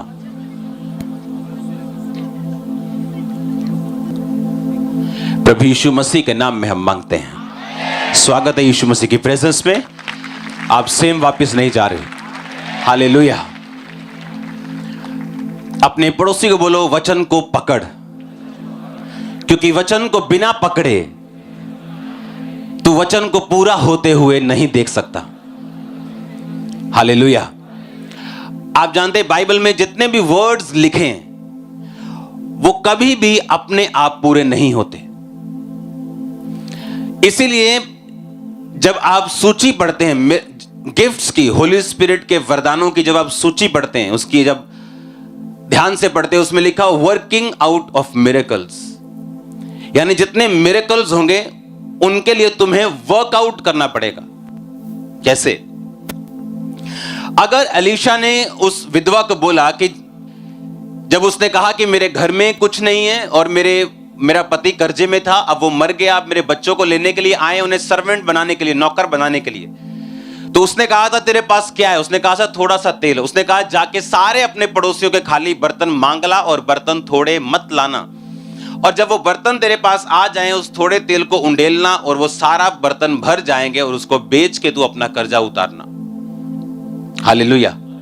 ऐसा नहीं हुआ कि आसमान से नोट बरसे, डॉलर बरसे, रुपए बरसे और उसने अपना कर्जा उतार दिया। उसने अपने मिरेकल के लिए वर्क किया। वर्क कौन सा? हमारे अपनी ताकत से नहीं, अपनी बुद्धि से नहीं, अपने दिमाग से नहीं। जो कुछ परमेश्वर के दास ने कहा था, जो वर्ड आया था प्रभु से, उस पे एग्जैक्ट चल के उसने अपने कर्जे से बाहर आने में, अपने बच्चों की सहायता की, उनको नौकर बनने से रोकने में। आप समझ रहे मेरी बात को?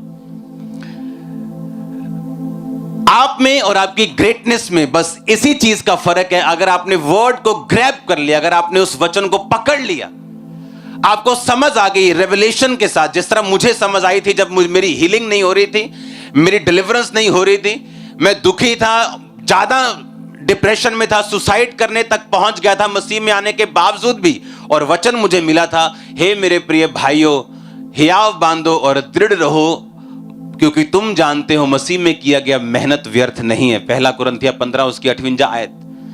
और जब ये वचन मैंने पढ़ा, ये वर्ड पढ़ा, तो मुझे लगा कि परमेश्वर ने मुझसे बात की कि मैं हीलिंग तो चाहता हूं, डिलीवरेंस तो चाहता हूं, बेटर चाहता हूं अपनी लाइफ को, लेकिन मेरी मेहनत कम है। 20 मिनट की प्रेयर है, 40 मिनट की प्रेयर है, और होली स्पिरिट मुझे कह रहा है कि मैं अपनी मेहनत को बढ़ाऊं।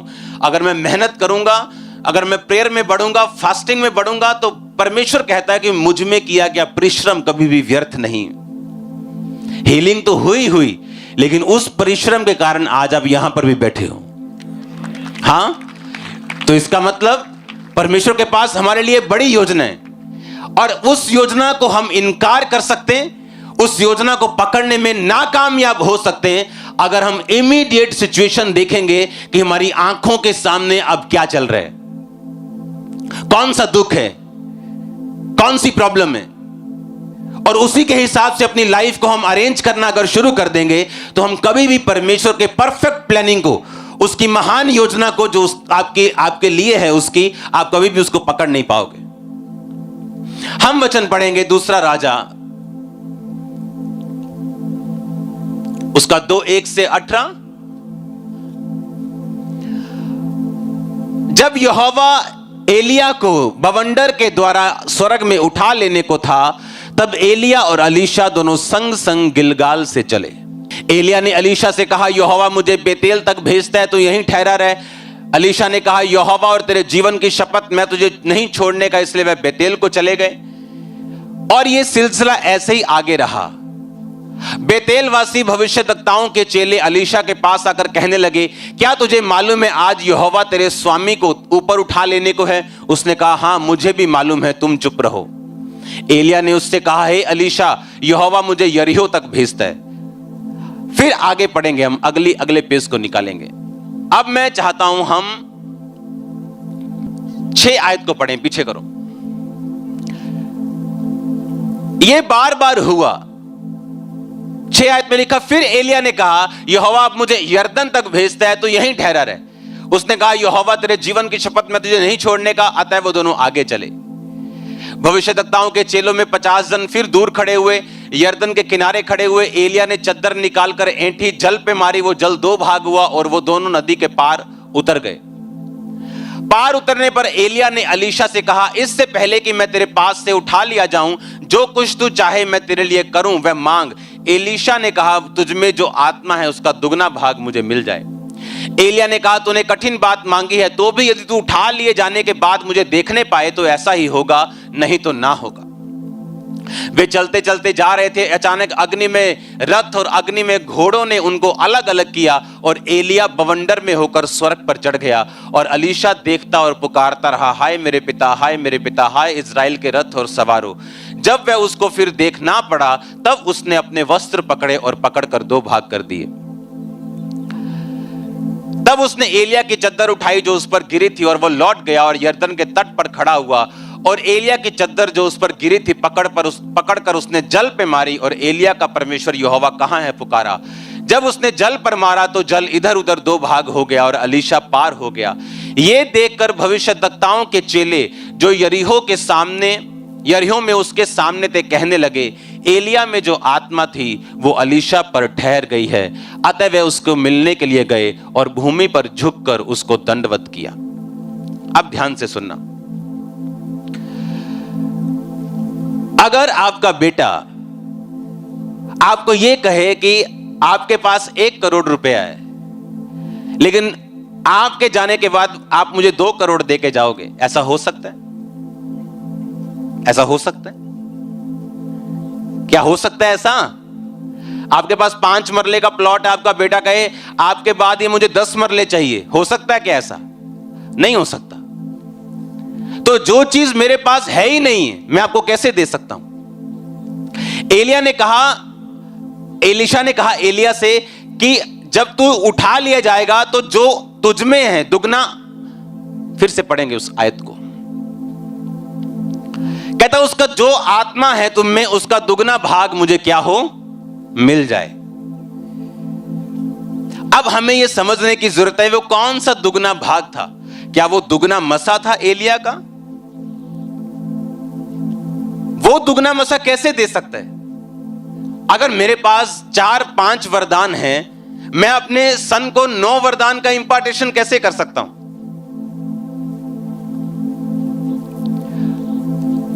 व्यवस्था विवरण में इस चीज का जवाब है। व्यवस्था विवरण लिखा है, वह यह जानकर कि अप्रिया का बेटा मेरे पौरुष का पहला फल है और जेठे का अधिकार उसी का है, उसको सारी संपत्ति में से 2 भाग देकर जेठांसी माने। परमेश्वर ने पुराने नियम में नियम ठहराया था, अगर आपके घर में जेठा बेटा है, जो बड़ा बेटा है, उसको बाकी बच्चों से दुगना भाग मिलेगा। यानी अगर आपके 4 बेटे हैं या 5 बेटे हैं आपके, हां, और आपके पास 100 रुपए है, तो हर एक के हिस्से कितने आए? 20-20। लेकिन परमेश्वर ने कहा नहीं, ऐसा नहीं करना। अगर तुम्हारे 5 बेटे हैं तो तुम 6 भाग करना 100 रुपए के, यानी 17 से थोड़ा कम, 16 रुपए कुछ पैसे, और उसके 6 भाग करना, 2 भाग पहले बेटे को दे देना, यानी 33 रुपए कुछ पैसे पहले बेटे को दे देना और बाकी को 16-16 रुपए तुम दे देना। कितनों को समझ आई मेरी बात? यानी अगर आपके 4 बेटे हैं और 100 रुपए आपके पास है, 25-25 सबके हिस्से आते हैं, आते कि नहीं? कहता तुम 25-25 मत करना, तुम उस 100 रुपए के 5 हिस्से करना, यानी 20-20-20-20-20। पहले वाले को 40 दे देना और बाकी 3 को 20-20 देना। यह हुक्म था परमेश्वर का कि जो जेठा बेटा हो वो बाकियों से दुगना भाग पाए। अब अगर आप ध्यान से पढ़ें, अलीशा जो था उसके पास 50 चेले आए, एलिया के और भी चेले थे, उसका प्रोफेटिक स्कूल था उसका, जहां उसके वो साथ रहते थे, उसकी चीजों को पूरा करते थे, काम को पूरा करते थे। उन सबको मालूम था कि एलिया आज जीवित स्वर्ग पे चढ़ाए जाने वाला है, क्योंकि उस प्रोफेटिक अनॉइंटिंग के कारण जो एलिया के ऊपर थी, सब में वो मसा काम करता था। और सब एलीशा के पास आके बोलते हैं, ए तुझे पता है आज तेरा गुरु स्वर्ग पे जाने वाला है? कहते चुप करो, मुझे मालूम है। इसमें मैं कहना क्या चाहता हूं, एलीशा ने क्लेम किया कि मैं तुम्हारा बड़ा बेटा हूं। बड़ा बेटा वो था नहीं, कोई और चेला भी पुराना हो सकता था उसके ग्रुप में, जो उससे 20 साल से जुड़ा हो, और एलिया भी 4 साल से जुड़ा हो, अलीशा भी 4 साल से जुड़ा हो, एलिया का 20 साल पुराना चेला हो, और अलीशा भी 4 साल से आया। पर अलीशा ने अपने कर्मों से, आप समझ रहे मेरी बात, कि एलिया के पास रहना पॉसिबल नहीं था, उसके पास रहना बड़ा मुश्किल था, चेले डरते थे उससे, और इसलिए वो उसके पास नहीं रहना चाहते थे। पर जो अलीशा था, उसके हाथों और पांव को वो धुलाता था, और लोगों में मशहूर था कि ये वाला अलीशा, ये वाला जो छोटा सा चेला है ना, ये हाथ पैर धुलाता है, जो छोटा काम करता है। लेकिन बाकी जो चेले थे उन सबको ये नॉलेज थी, प्रोफेटिकली नॉलेज थी कि हमारे गुरु ने, हमारे फादर ने आज स्वर्ग पे चढ़ाए जाना है। लेकिन किसी के पास भी इतनी ताकत नहीं थी और इतना हियाव नहीं था कि वो एलिया को बोल सके कि मैं तेरा जेठा हूं, क्योंकि जेठा एक ही होता है। आप समझ रहे मेरी बात? और एलिया जो था वो रिजेक्ट करता था लोगों को। उसने कहा, एलीशा भाग जा यहां से, मैं बेतेल तक जा रहा हूं, मुझे तो तेरी जरूरत नहीं, चला जा। और एलीशा भी बोलता था, अच्छा हाँ साल हो गया मैनू हाथ पैर तो आंदे हुण लोड़ नहीं है, चलो ठीक है, फिर अहीं भी बाकी ना मिल जाने, भी तो बैठे ही है पे आ जाने। पर उसने कहा, यहोवा की शपथ, तेरी शपथ, मैं तेरे साथ हूं। एलिया ने फिर रिजेक्ट किया, अब यहोवा मुझे यरीहो तक भेजता है, भाग जा यहां से, नहीं। अब यहोवा मुझे यरदन तक भेजता है, नहीं, मैं तेरे साथ ही हूं। अच्छा बता तुझे क्या चाहिए? उसने कहा, अब मुझे दुगना भाग चाहिए, डबल पोर्शन चाहिए, मैं जेठा होने को क्लेम करता हूं। कितने मेरी बात को समझ रहे हैं? अगर आप यहां बैठे हैं और वचन के ऊपर आपने क्लेम नहीं किया, आपने फाइट नहीं की, आपने अपने आप को दिखाया नहीं, आप उन्हीं 50 चेलों की तरह खाली रह सकते हैं और कोई एलीशा अपनी गवाही देके चला जाएगा। आप समझ रहे मेरी बात? मैं हीलिंग चाहता हूं, मैं चाहता हूं मेरा बेटा नशा छोड़ दे, मैं चाहता हूं मेरा फाइनेंस बढ़ जाए। अच्छा फाइनेंस बढ़ जाए, कभी टाइथ दिया? नहीं। स्पेशल बीजों को बोया? नहीं। हेल्प करते हो किसी की? नहीं।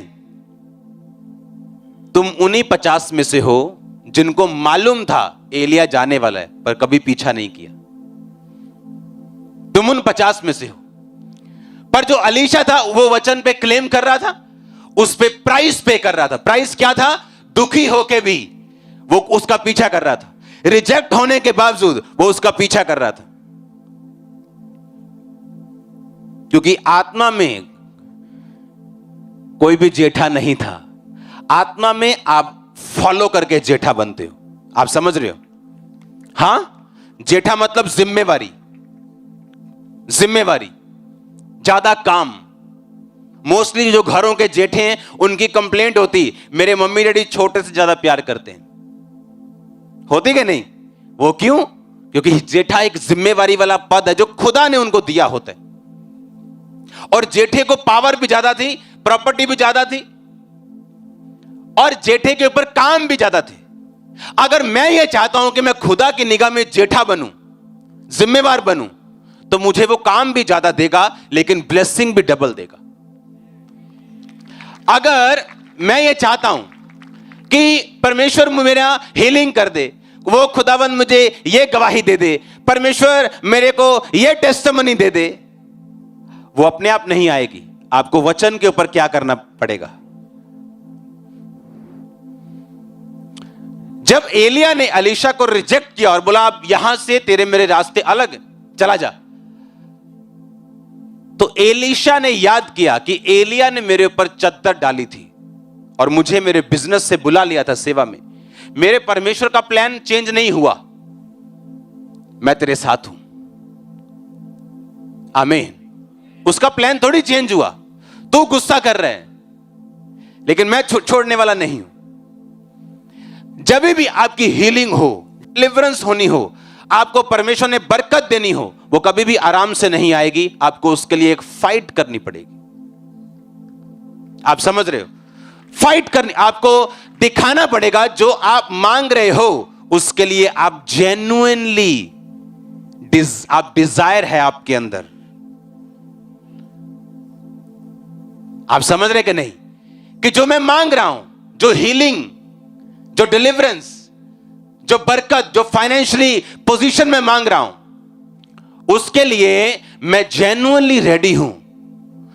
वो रिजेक्शन में भी खड़े रहना, वो प्रॉब्लम में, स्ट्रेस में भी खड़े रहना, क्योंकि मैं उन चीजों से निकला हूं और मुझे मालूम है इसके बिना कोई भी सेवा में खड़ा नहीं हो सकता।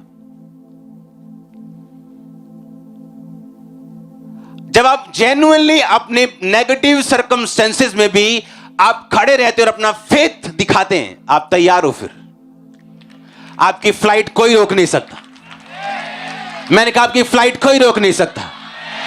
आप अपने परिवार के साथ यहां बैठे होंगे यीशु मसीह के नाम में। आमीन हो, चाहिए आशीष आपकी है चर्च। हालेलुया। आपके दिमाग में जा रही है कि नहीं? कोई भी जिसके पास 1 करोड़ है अपने बेटे को 2 करोड़ नहीं दे सकता।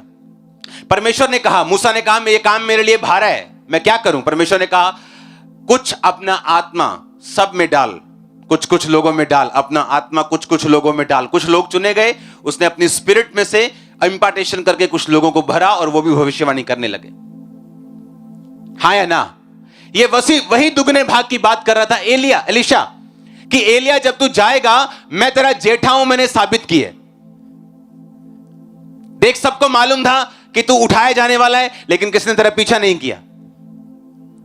यानी क्रिश्चियनिटी में कोई भी वचन, चाहे वो हीलिंग का हो, चाहे वो डिलीवरेंस का हो, चाहे वो ब्लेसिंग का हो, फाइनेंशियल डिलीवरेंस का हो, कोई भी अपने आप पूरा नहीं होता। आपके कर्म, आपका फेथ और खड़े रहना और अड़े रहना उस वचन को पूरा करता है। क्योंकि याद रखो, परमेश्वर आपका कर्जदार नहीं है कि वो इस वचन को आपकी लाइफ में जबरदस्ती पूरा करे कि मेरे कोड़े खाने से तो चंगा हो चुका है। उसने आपका कर्जा नहीं देना है। अगर वो आपको नहीं करेगा, आप उसको कोर्ट में नहीं लेके जा सकते।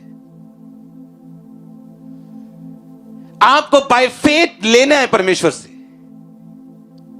परमेश्वर के साथ भीड़ घूम रही, कोई इधर से छू रहा है, कोई इधर से पकड़ रहा है, लेकिन एकदम से परमेश्वर बोलते ए, किसी ने मुझे छुआ है। चले गए थे, नहीं परमेश्वर भीड़ छू रही। यीशु मसीह ने कहा नहीं, किसी ने बाय फेथ मुझे छुआ है, किसी ने मेरे अंदर से निकाली है वो चीज, वो हीलिंग, वो डिलीवरेंस, वो सामर्थ निकली है मुझ में से।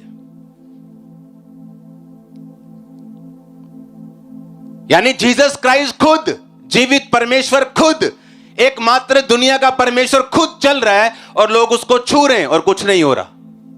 लेकिन एक बाय फेथ छू रही है और ले रही है, यह फर्क है। हालेलुया। यानी कुछ भी अपने आप नहीं होगा। चर्च किस लिए है? ताकि ये वर्ड को मैं ग्रैब कर सकूं। जिस दिन मुझे मालूम हुआ कि मुझे टाइट देने, जिस दिन मुझे मालूम हुआ मुझे प्रेयर करनी, जिस दिन मुझे मालूम हुआ मुझे पवित्रताई में चलना है, बस वो दिन था वचन को पकड़ के रखा और रिजल्ट लेके आए। शैतान आपको भरमाने की कोशिश करेगा, 100% करेगा।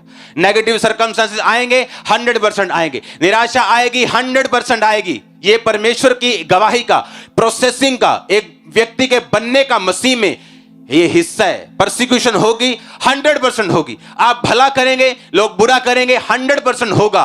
पर आप एक जगह ऐसे, एक दिन ऐसे बैठ जाएंगे, ऐसी पोजीशन पे आपको आपको आपको आपको ये मजा आएगा और आपको फक्र फील होगा कि खुदावंद ने ऐसी चीजें मुझे दी, इसलिए मैं यहां खड़ा हूं।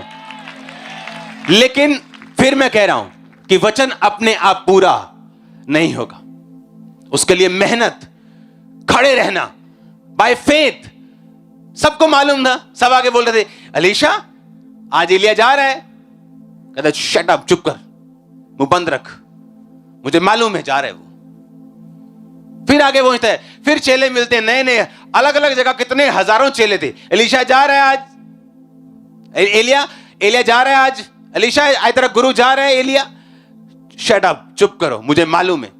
और किसी ने पीछा नहीं किया उसका। अगर उन्होंने पीछा नहीं किया तो उस मस्से के भी वो हकदार नहीं थे। कौन परमेश्वर से ब्लेसिंग ले सकता है? कौन ये चीजें को ले सकता है? कौन उन वायदों को जो आपको मालूम है ये मेरे लिए, वो 20 साल से बेबी ना होना, चर्च में बड़े रहना, खड़े रहना, अड़े रहना, उन प्रोमिसेस के ऊपर, उन वायदों के ऊपर जो परमेश्वर ने किए, और अपनी लाइफ को मेंटेन रखना स्पिरिचुअली, ये साबित करता है आप तैयार हो उसको लेने के लिए, और कोई दुनिया की ताकत आपको रोक नहीं पाएगी।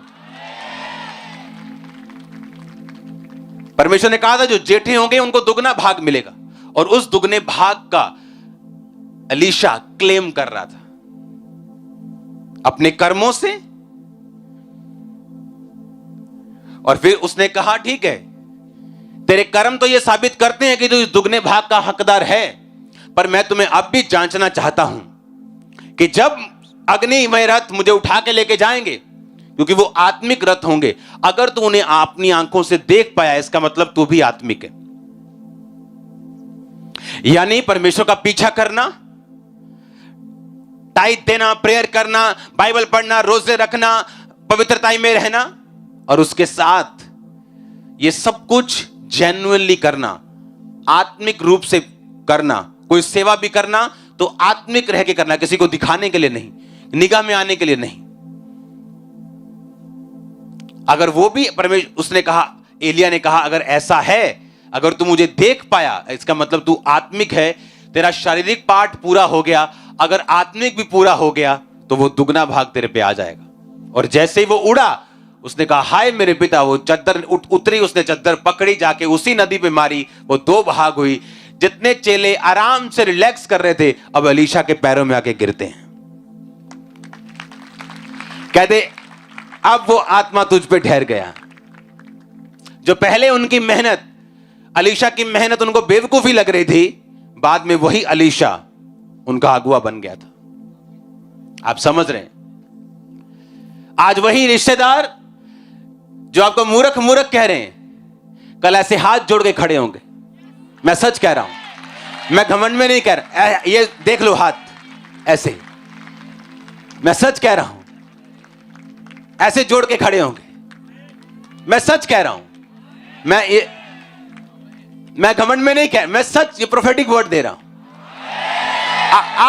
आप कितना पकड़ के रखते हैं वचन को, नेगेटिव से नेगेटिव सर्कमस्टेंसेस अपने माइंड को तैयार करके रखो। हर एक आपको मालूम, फौजी की कभी ट्रेनिंग देखी है?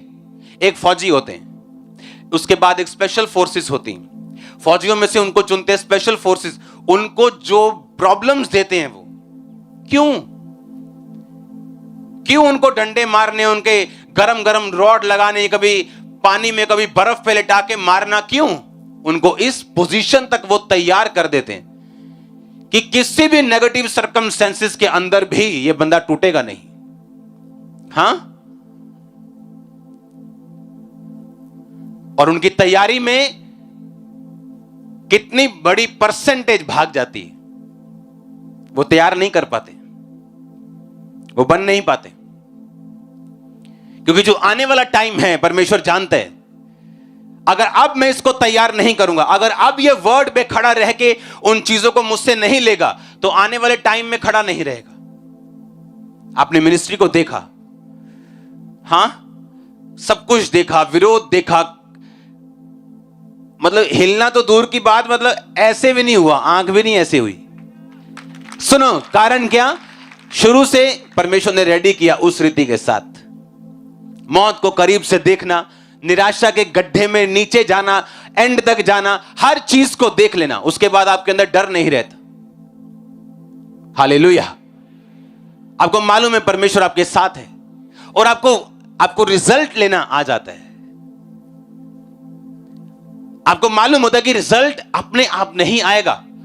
रिजल्ट सिर्फ ये पढ़ के कि परमेश्वर ने मेरे लिए ऐसा कर दिया, लेकिन मेरी लाइफ में पर्सनली होगा जब मैं ग्रैब पकड़ लूंगा उस रेवलेशन को अपनी लाइफ में। हर बंदे के लिए रेवलेशन अलग है। यहां एक बंदा बैठा हो सकता है जिसको व्यभिचार की कोई प्रॉब्लम नहीं, उसकी लाइफ में व्यभिचार करना है ही नहीं, उसको नेचुरली वो उसके अंदर नहीं, पर उसको पैसे का लालच है। कोई ऐसा बैठा है जिसको पैसे का कोई लालच नहीं, ईमानदार है, लेकिन उसको व्यभिचार की प्रॉब्लम है। कोई ऐसा है जिसके अंदर झूठ की प्रॉब्लम है, झूठ बोलता है वो। कोई ऐसे है जो फोकस नहीं रख। हर एक बंदे की प्रॉब्लम अलग है और उसके लिए वचन अलग है। और जब आप वचन पढ़ते हैं और आप पकड़ लेते हैं कि पवित्र बन जिस तरह तेरा बुलाने वाला पवित्र है। कोई बिना पवित्रताई के परमेश्वर को देख नहीं सकता, यानी परमेश्वर के कामों को जीवित इंडिविजुअली अपनी लाइफ में एक्सपीरियंस नहीं कर सकता। और जब आप वचन पढ़ते हैं और उसे पकड़ लेते हैं कि यह वचन मेरे लिए है, मेरी कमजोरी चोरी है, मेरी कमजोरी व्यभिचार है, यह वचन मेरे लिए, यह वचन मेरे लिए, यह वचन मेरे, आप उसको पकड़ लेते हैं और उस वचन पे चलना शुरू करते हैं, अपनी लाइफ को मेंटेन करना शुरू करते हैं। फिर आपकी एक स्पिरिचुअल जर्नी शुरू होती है, जहां से जब आप चलते चलते चलते चलते और परमेश्वर आपको ब्रेक थ्रू देना शुरू करता है, वो आपके लाइफ में साबित करना शुरू करता है, वो चीजों को बनाना शुरू करता है। आपको मालूम होना शुरू होता है कि हां, मुझे इस वर्ड पे, मेरी लाइफ के लिए मुझे काम करना जरूरी है। आमीन। मुझे काम करना होगा। जिस विषय में मैं चाहता हूं परमेश्वर मेरी जिंदगी में काम करे, मुझे उस वचन को लेना होगा, मुझे अपनी लाइफ को बिल्ड करना होगा और उसके बाद सब कुछ तैयार है। हालेलुया। अभी में कितने परसेंटेज होगी यहां पे लोगों की जो 2.5 घंटे से भी कम प्रार्थना करते होंगे? 2.5 घंटे से भी कम, 2 घंटे 24 मिनट से कम प्रार्थना करते होंगे। अभी भी क्रिकेट मैच लग जाए तो चर्च छुट्टी हो सकती, कई लोगों की ऐसे भी हैं। इलेक्शन हो जाए तो छुट्टी हो जाएगी, ऐसे भी हैं। कोई बड़ा ऑर्डर आ गया तो छुट्टी हो जाएगी, टैक्सी का बड़ा कोई गेड़ा मिल गया तो छुट्टी हो जाएगी। हमने अपनी प्रायोरिटीज को सेट नहीं किया। और चर्च में ऐसे लोग भी हैं, अगर उनके रिश्तेदार संडे मैरिज रखते हैं, वो बोलते हैं हम संडे नहीं आएंगे, ऐसे भी हैं इसी चर्च में।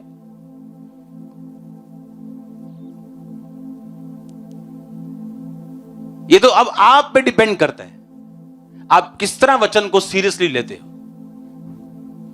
कुछ लोगों की लाइफ में रिजल्ट लेट है क्योंकि उन्होंने पकड़ा लेट है यीशु मसीह के वचन को, आते रहे, सुनते रहे, लेकिन बिलीव करने में टाइम लगाया है उन्होंने। बैप्टिज्म लेने में लोग 2-2 साल लगा देते हैं। और जब मैं 16 अगस्त 2004 को जब परमेश्वर के पास गया, और मेरे ख्याल से 15, 20, 25 दिन में मुझे मालूम हो गया था कि बपतिस्मा नाम का भी कुछ होता है, तो उसी दिन से हमने बोलना शुरू कर दिया, हमको बैप्टिज्म कब देना है, हमको बैप्टिज्म कब, 1 महीने के अंदर बपतिस्मा कब होगा, बपतिस्मा कब होगा। और तब ऐसा होता नहीं था कि हर संडे आप बपतिस्मा ले सकते हो। महीनों 2 महीनों बाद बपतिस्मे होते थे, जब लोग इकट्ठे होते थे। अब 25-50 इकट्ठे हो गए, अब बपतिस्मा होगा। और तब सिर्फ 1.5 महीने में बपतिस्मा लिया, नशों को त्यागा, सब कुछ छोड़ दिया। आपको पकड़ना होता है स्पिरिचुअल जर्नी में, आपको तेज भागना अगर आप तेज रिजल्ट लेके आना चाहते हो। आपको मालूम है कि वो सामने मुझे जाना है, अगर मैं चलूंगा इस स्पीड से तो पहुंचूंगा लेट, लेकिन अगर मैं भागूंगा, चलूंगा तेज, तो पहुंच जाऊंगा। स्पिरिचुअल लाइफ सेम है। कितनी जल्दी आप प्रभु को पकड़ते हैं, वचन का कितनी जल्दी आप इस्तेमाल करते हैं, विश्वास करते हैं, उस पर खड़े रहते हैं। हालेलुया। जिस दिन आप प्रभु को जीवन देते हैं, बैप्टिज्म लेते हैं। बैप्टिज्म मतलब पानी में डुबकी, डुबकी का मतलब कब्र में जाना, मर जाना। बाहर आने का मतलब यीशु मसीह की तरह जी उठना, यानी वो पुराना मर गया, अब नया जी उठा। अगर अब नया जी उठा तो ये परमेश्वर का होगा, उसके काम करने के लिए होगा।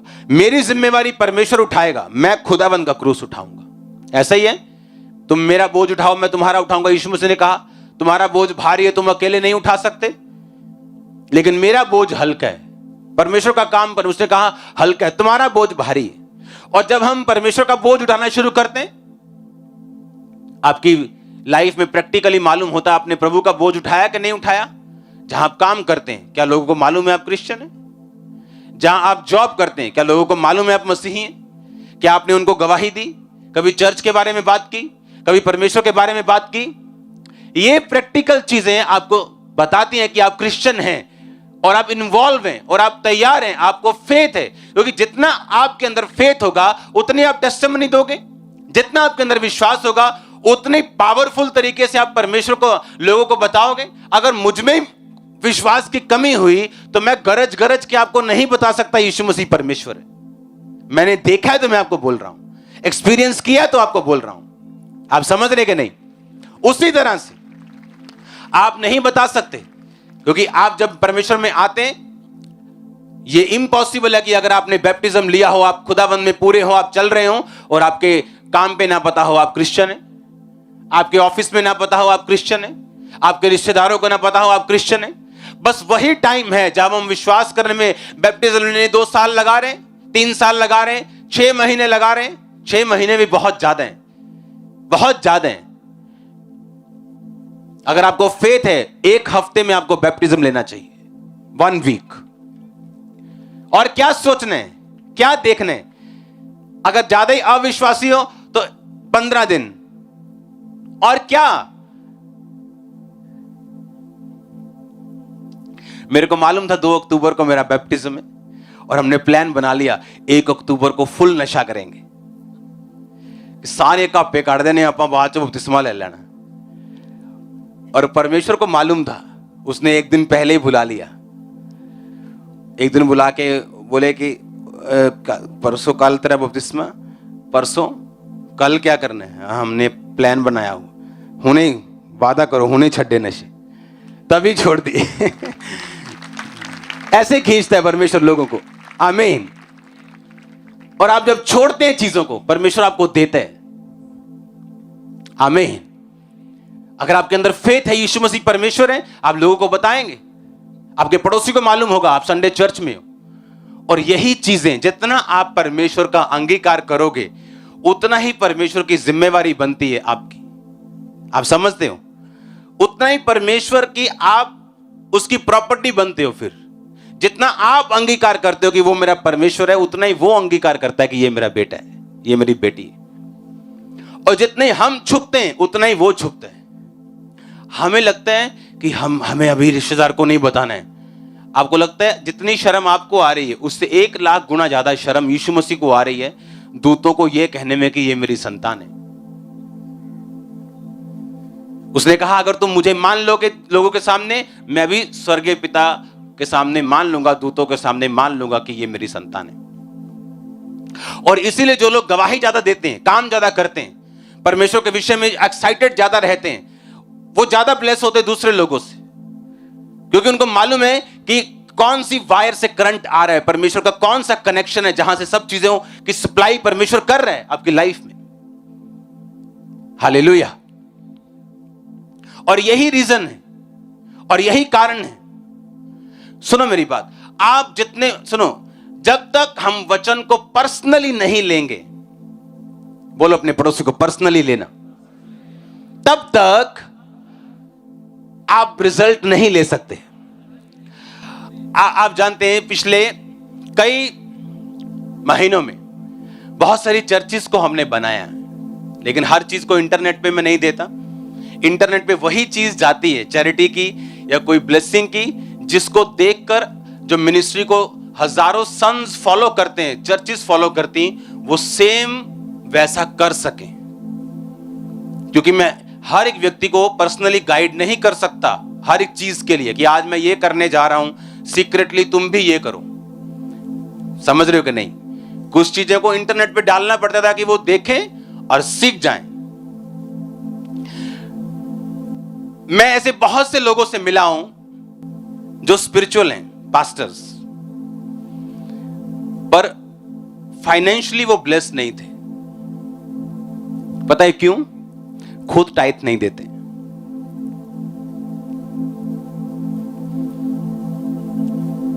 और है स्पिरिचुअल, प्रेयर पूरी है, मसा कंप्लीट है, चर्च बहुत बड़ा नहीं पर कोई प्रॉब्लम नहीं, स्पिरिचुअल है बंदा, आत्मिक है, पावरफुल है, बट फाइनेंशियली तंग है। क्यों? क्योंकि जो लोगों को बताया खुद फॉलो नहीं किया। हालेलुया।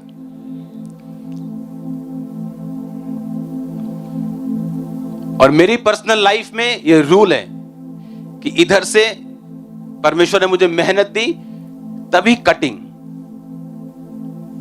10% बहुत छोटा है हमारे लिए। इसीलिए आप देखते हो कि इस चर्च के साथ कोई ऐसी यूएसए की मिनिस्ट्री नहीं, यूके की, जो हमें 50-50 करोड़, 10-10 करोड़, 2-2, 4-4 करोड़ भेज रही हो। शुरू से लेके अब तक जब किसी चर्च का काम होता था 5-7 लाख, तब चाहिए होता था 10 साल पहले, और लोग बोलते थे हम आपके पुलपट पे आएंगे, प्रीच करेंगे, आपको जाते जाते 8 लाख का चेक दे जाएंगे। और परमेश्वर बोलता था नहीं लेना, बिना छत के बैठो, कोई प्रॉब्लम नहीं। इसीलिए आज आप एक मास्टरपीस बना रहे हो। हाँ, और आपको प्रेयर करनी है इसी हफ्ते, वो काम स्टार्ट है जो हम सालों से इंतजार कर रहे हैं। हालेलुया। उसकी गवाही मैं आपको जल्दी दूंगा। आमीन। आप समझ रहे हैं मेरी बात? आत्मिक व्यक्ति भी फाइनेंशियली स्ट्रगल कर सकता है, क्योंकि वो उस वचन को उसने क्या पकड़ा नहीं है, उसने कैच नहीं किया। आप गरीबों, आप अमीरों, सबके लिए सेम रूल है। सबके लिए पवित्रताई का स्टैंडर्ड वही है, सबके लिए बोने का स्टैंडर्ड वही है, माप वही है, सब कुछ वही है, एक फॉलो कर रहा है। पिछले दिनों में, पिछले महीनों में कुछ टेस्टिमनीज को हम दे नहीं पाते टाइम की वजह से। आपने टेस्टिमनीज सुनी होंगी बहुत सी, कि यूपी के लोग आ रहे हैं, बिहार के लोग आ रहे हैं, पंजाब में रहते और बोल रहे हैं हमने अपना घर ले लिया, हमने अपना प्लाट ले लिया। हाँ, पंजाबी बंदा देखने, यार यही क्यों नहीं लिया? अगर आप उनकी क्वालिटी देखो, अगर आप उनको बोल दो अच्छा आपने 1000 का बीज बोना है, जी पापा जी, सोचेंगे भी नहीं कभी कि क्या करना है इन्होंने। और पंजाबी, आ मैनू लगता है जेड़ा नवा लिया ना इन्होंने। और वो लोग ब्लेस होते जा रहे हैं, ब्लेस होते जा रहे हैं। और जो सियाना कहां है जड़ा, वो गोबर ते गिर रहा हो, ज्यादा सियाना है। हाँ, अगर आप थर्सडे यहां होते तो आपको मैं एक अपने दोस्त से मिलवाता। हाँ? कि वो लोग जो हम इकट्ठे जब मसीह में गए और उनको लगता था कि यार इन्हों पैसों की पता नहीं कदर की होंगी, चर्च दई जाने, उसकी हेल्प मैंने की अब बिजनेस स्टैंड करने में। आप समझ रहे हैं? यानी जब आप वचन पे खड़े होते हैं, आपको चलना नहीं, क्या करना है, उसको ऐसे ग्रैब पकड़ना है टाइट। अगर आप नहीं पकड़ेंगे टाइट, वो रिजल्ट आपको नहीं देगा, क्योंकि वचन आपका कर्जदार नहीं है, परमेश्वर आपका कर्जदार नहीं है। अगर आप मसीह में आ गए तो आपका कोई एहसान नहीं है परमेश्वर के ऊपर। ये बहुत सारे लोगों में गलत फहमी कि मैं तो मानता ही नहीं सेवा नू, मैं तो ऐ भाईदा ही, प्रभु ने फड़िया मैनू। आप उनकी सेवा जाके देखो, कुछ काम नहीं होता सेवा में, कोई इफेक्टिव नहीं है मिनिस्ट्री में। और जो लोगों के अंदर प्यास थी कि खुदा मुझे यूज कर, मुझे, वो ज्यादा इफेक्टिव है, क्योंकि ये रॉन्ग टेस्टिमनीज। क्योंकि परमेश्वर आपको पकड़े, उसको क्या जरूरत है? उसने सब कुछ सिद्ध कर दिया, वो बैठा है अपनी जगह पे। उसने कहा सब कुछ क्या हुआ, इट इज फिनिश्ड। आपका सब काम खत्म कर दिया उसने। अब आपको फेथ करना है, वचन को पकड़ के रखना है टाइट। जिस विषय पे भी आप चाहते हो खुदा आपको छुए, उस जगह को पकड़ के रखो और आप चले जाओगे आगे। हालेलुया। यानी खुदा को मानना फायदा किसका? हमारा। उसमें खड़े रहेंगे तो फायदा किसका? अंगीकार करेंगे तो फायदा किसका? क्या कभी परमेश्वर को भी फायदा हो सकता है जो स्वर्ग में बैठे हैं, जिसने ऐसे प्लैनेट्स बनाए हैं जो 99.9% हीरे के बने। अब ऐसे प्लैनेट खोजे गए हैं जो सिर्फ सोने से बने। अगर एक उस प्लैनेट को बेच दिया जाए तो $100 की इतनी ढेरियां लगेंगी धरती के ऊपर कि वो चंद्रमा तक पहुंच जाएंगी और तब भी पैसे खत्म नहीं होंगे। ऐसा परमेश्वर आपसे क्या मांगेगा? हां, मेरा फायदा है, आपका फायदा है, हमें लॉन्ग लाइफ मिलेगी, हमें ब्लेसिंग मिलेगी। अगर हम चलेंगे, हम अंगीकार करेंगे, तो इसमें किसका फायदा? तुम्हारा फायदा, मेरा फायदा। हालेलुया। आप तैयार है वचन को पूरा करने के लिए, वचन को पकड़ने के लिए? वो तभी पकड़ेंगे अगर पढ़ेंगे तो, अगर पढ़ेंगे तो। सुनेंगे, संडे आपने सुना ठीक है, लेकिन अपनी पर्सनल बाइबल आपके पास होनी चाहिए। हालेलुया। कितनों के पास बाइबल नहीं है? हाथ खड़ा करो। जिनके पास बड़ी बाइबल नहीं है, बड़ी वाली फुल बाइबल नहीं है, ओके, आप आगे आना, बाद में मैं आपको फ्री बाइबल दूंगा, बड़ी आपको बाइबल देके भेजेंगे। आमीन, हालेलुया। आपकी पर्सनल बाइबल, पर्सनल कपड़े हैं ना शादी में जाने के लिए, है कि नहीं? वो कंघी है ना पर्सनल, टेढ़े करते हो बाल, है कि नहीं? पर्सनल लिपस्टिक है कि नहीं? पर्सनल बाइबल नहीं है। पर जिसने आपको बनाना है, जिसने आपको स्टैंड करना है, खड़ा करना है, सबसे अलग करना है, वो नहीं। और अगर है तो हम पढ़ते नहीं। अगर हम पढ़ें उसे रोज, क्योंकि उसी बाइबल को पढ़ते पढ़ते कोई वचन एक दिन ऐसा आपके अंदर घर कर जाएगा जो आपकी लाइफ को बदल देगा। अपने हाथों को उठाओ, थैंक यू जीसस। हिलाओ हिलाओ हिलाओ अपने हाथों को। जितना वचन सुना उसको अंगीकार करो, हिलाओ अपने हाथों को।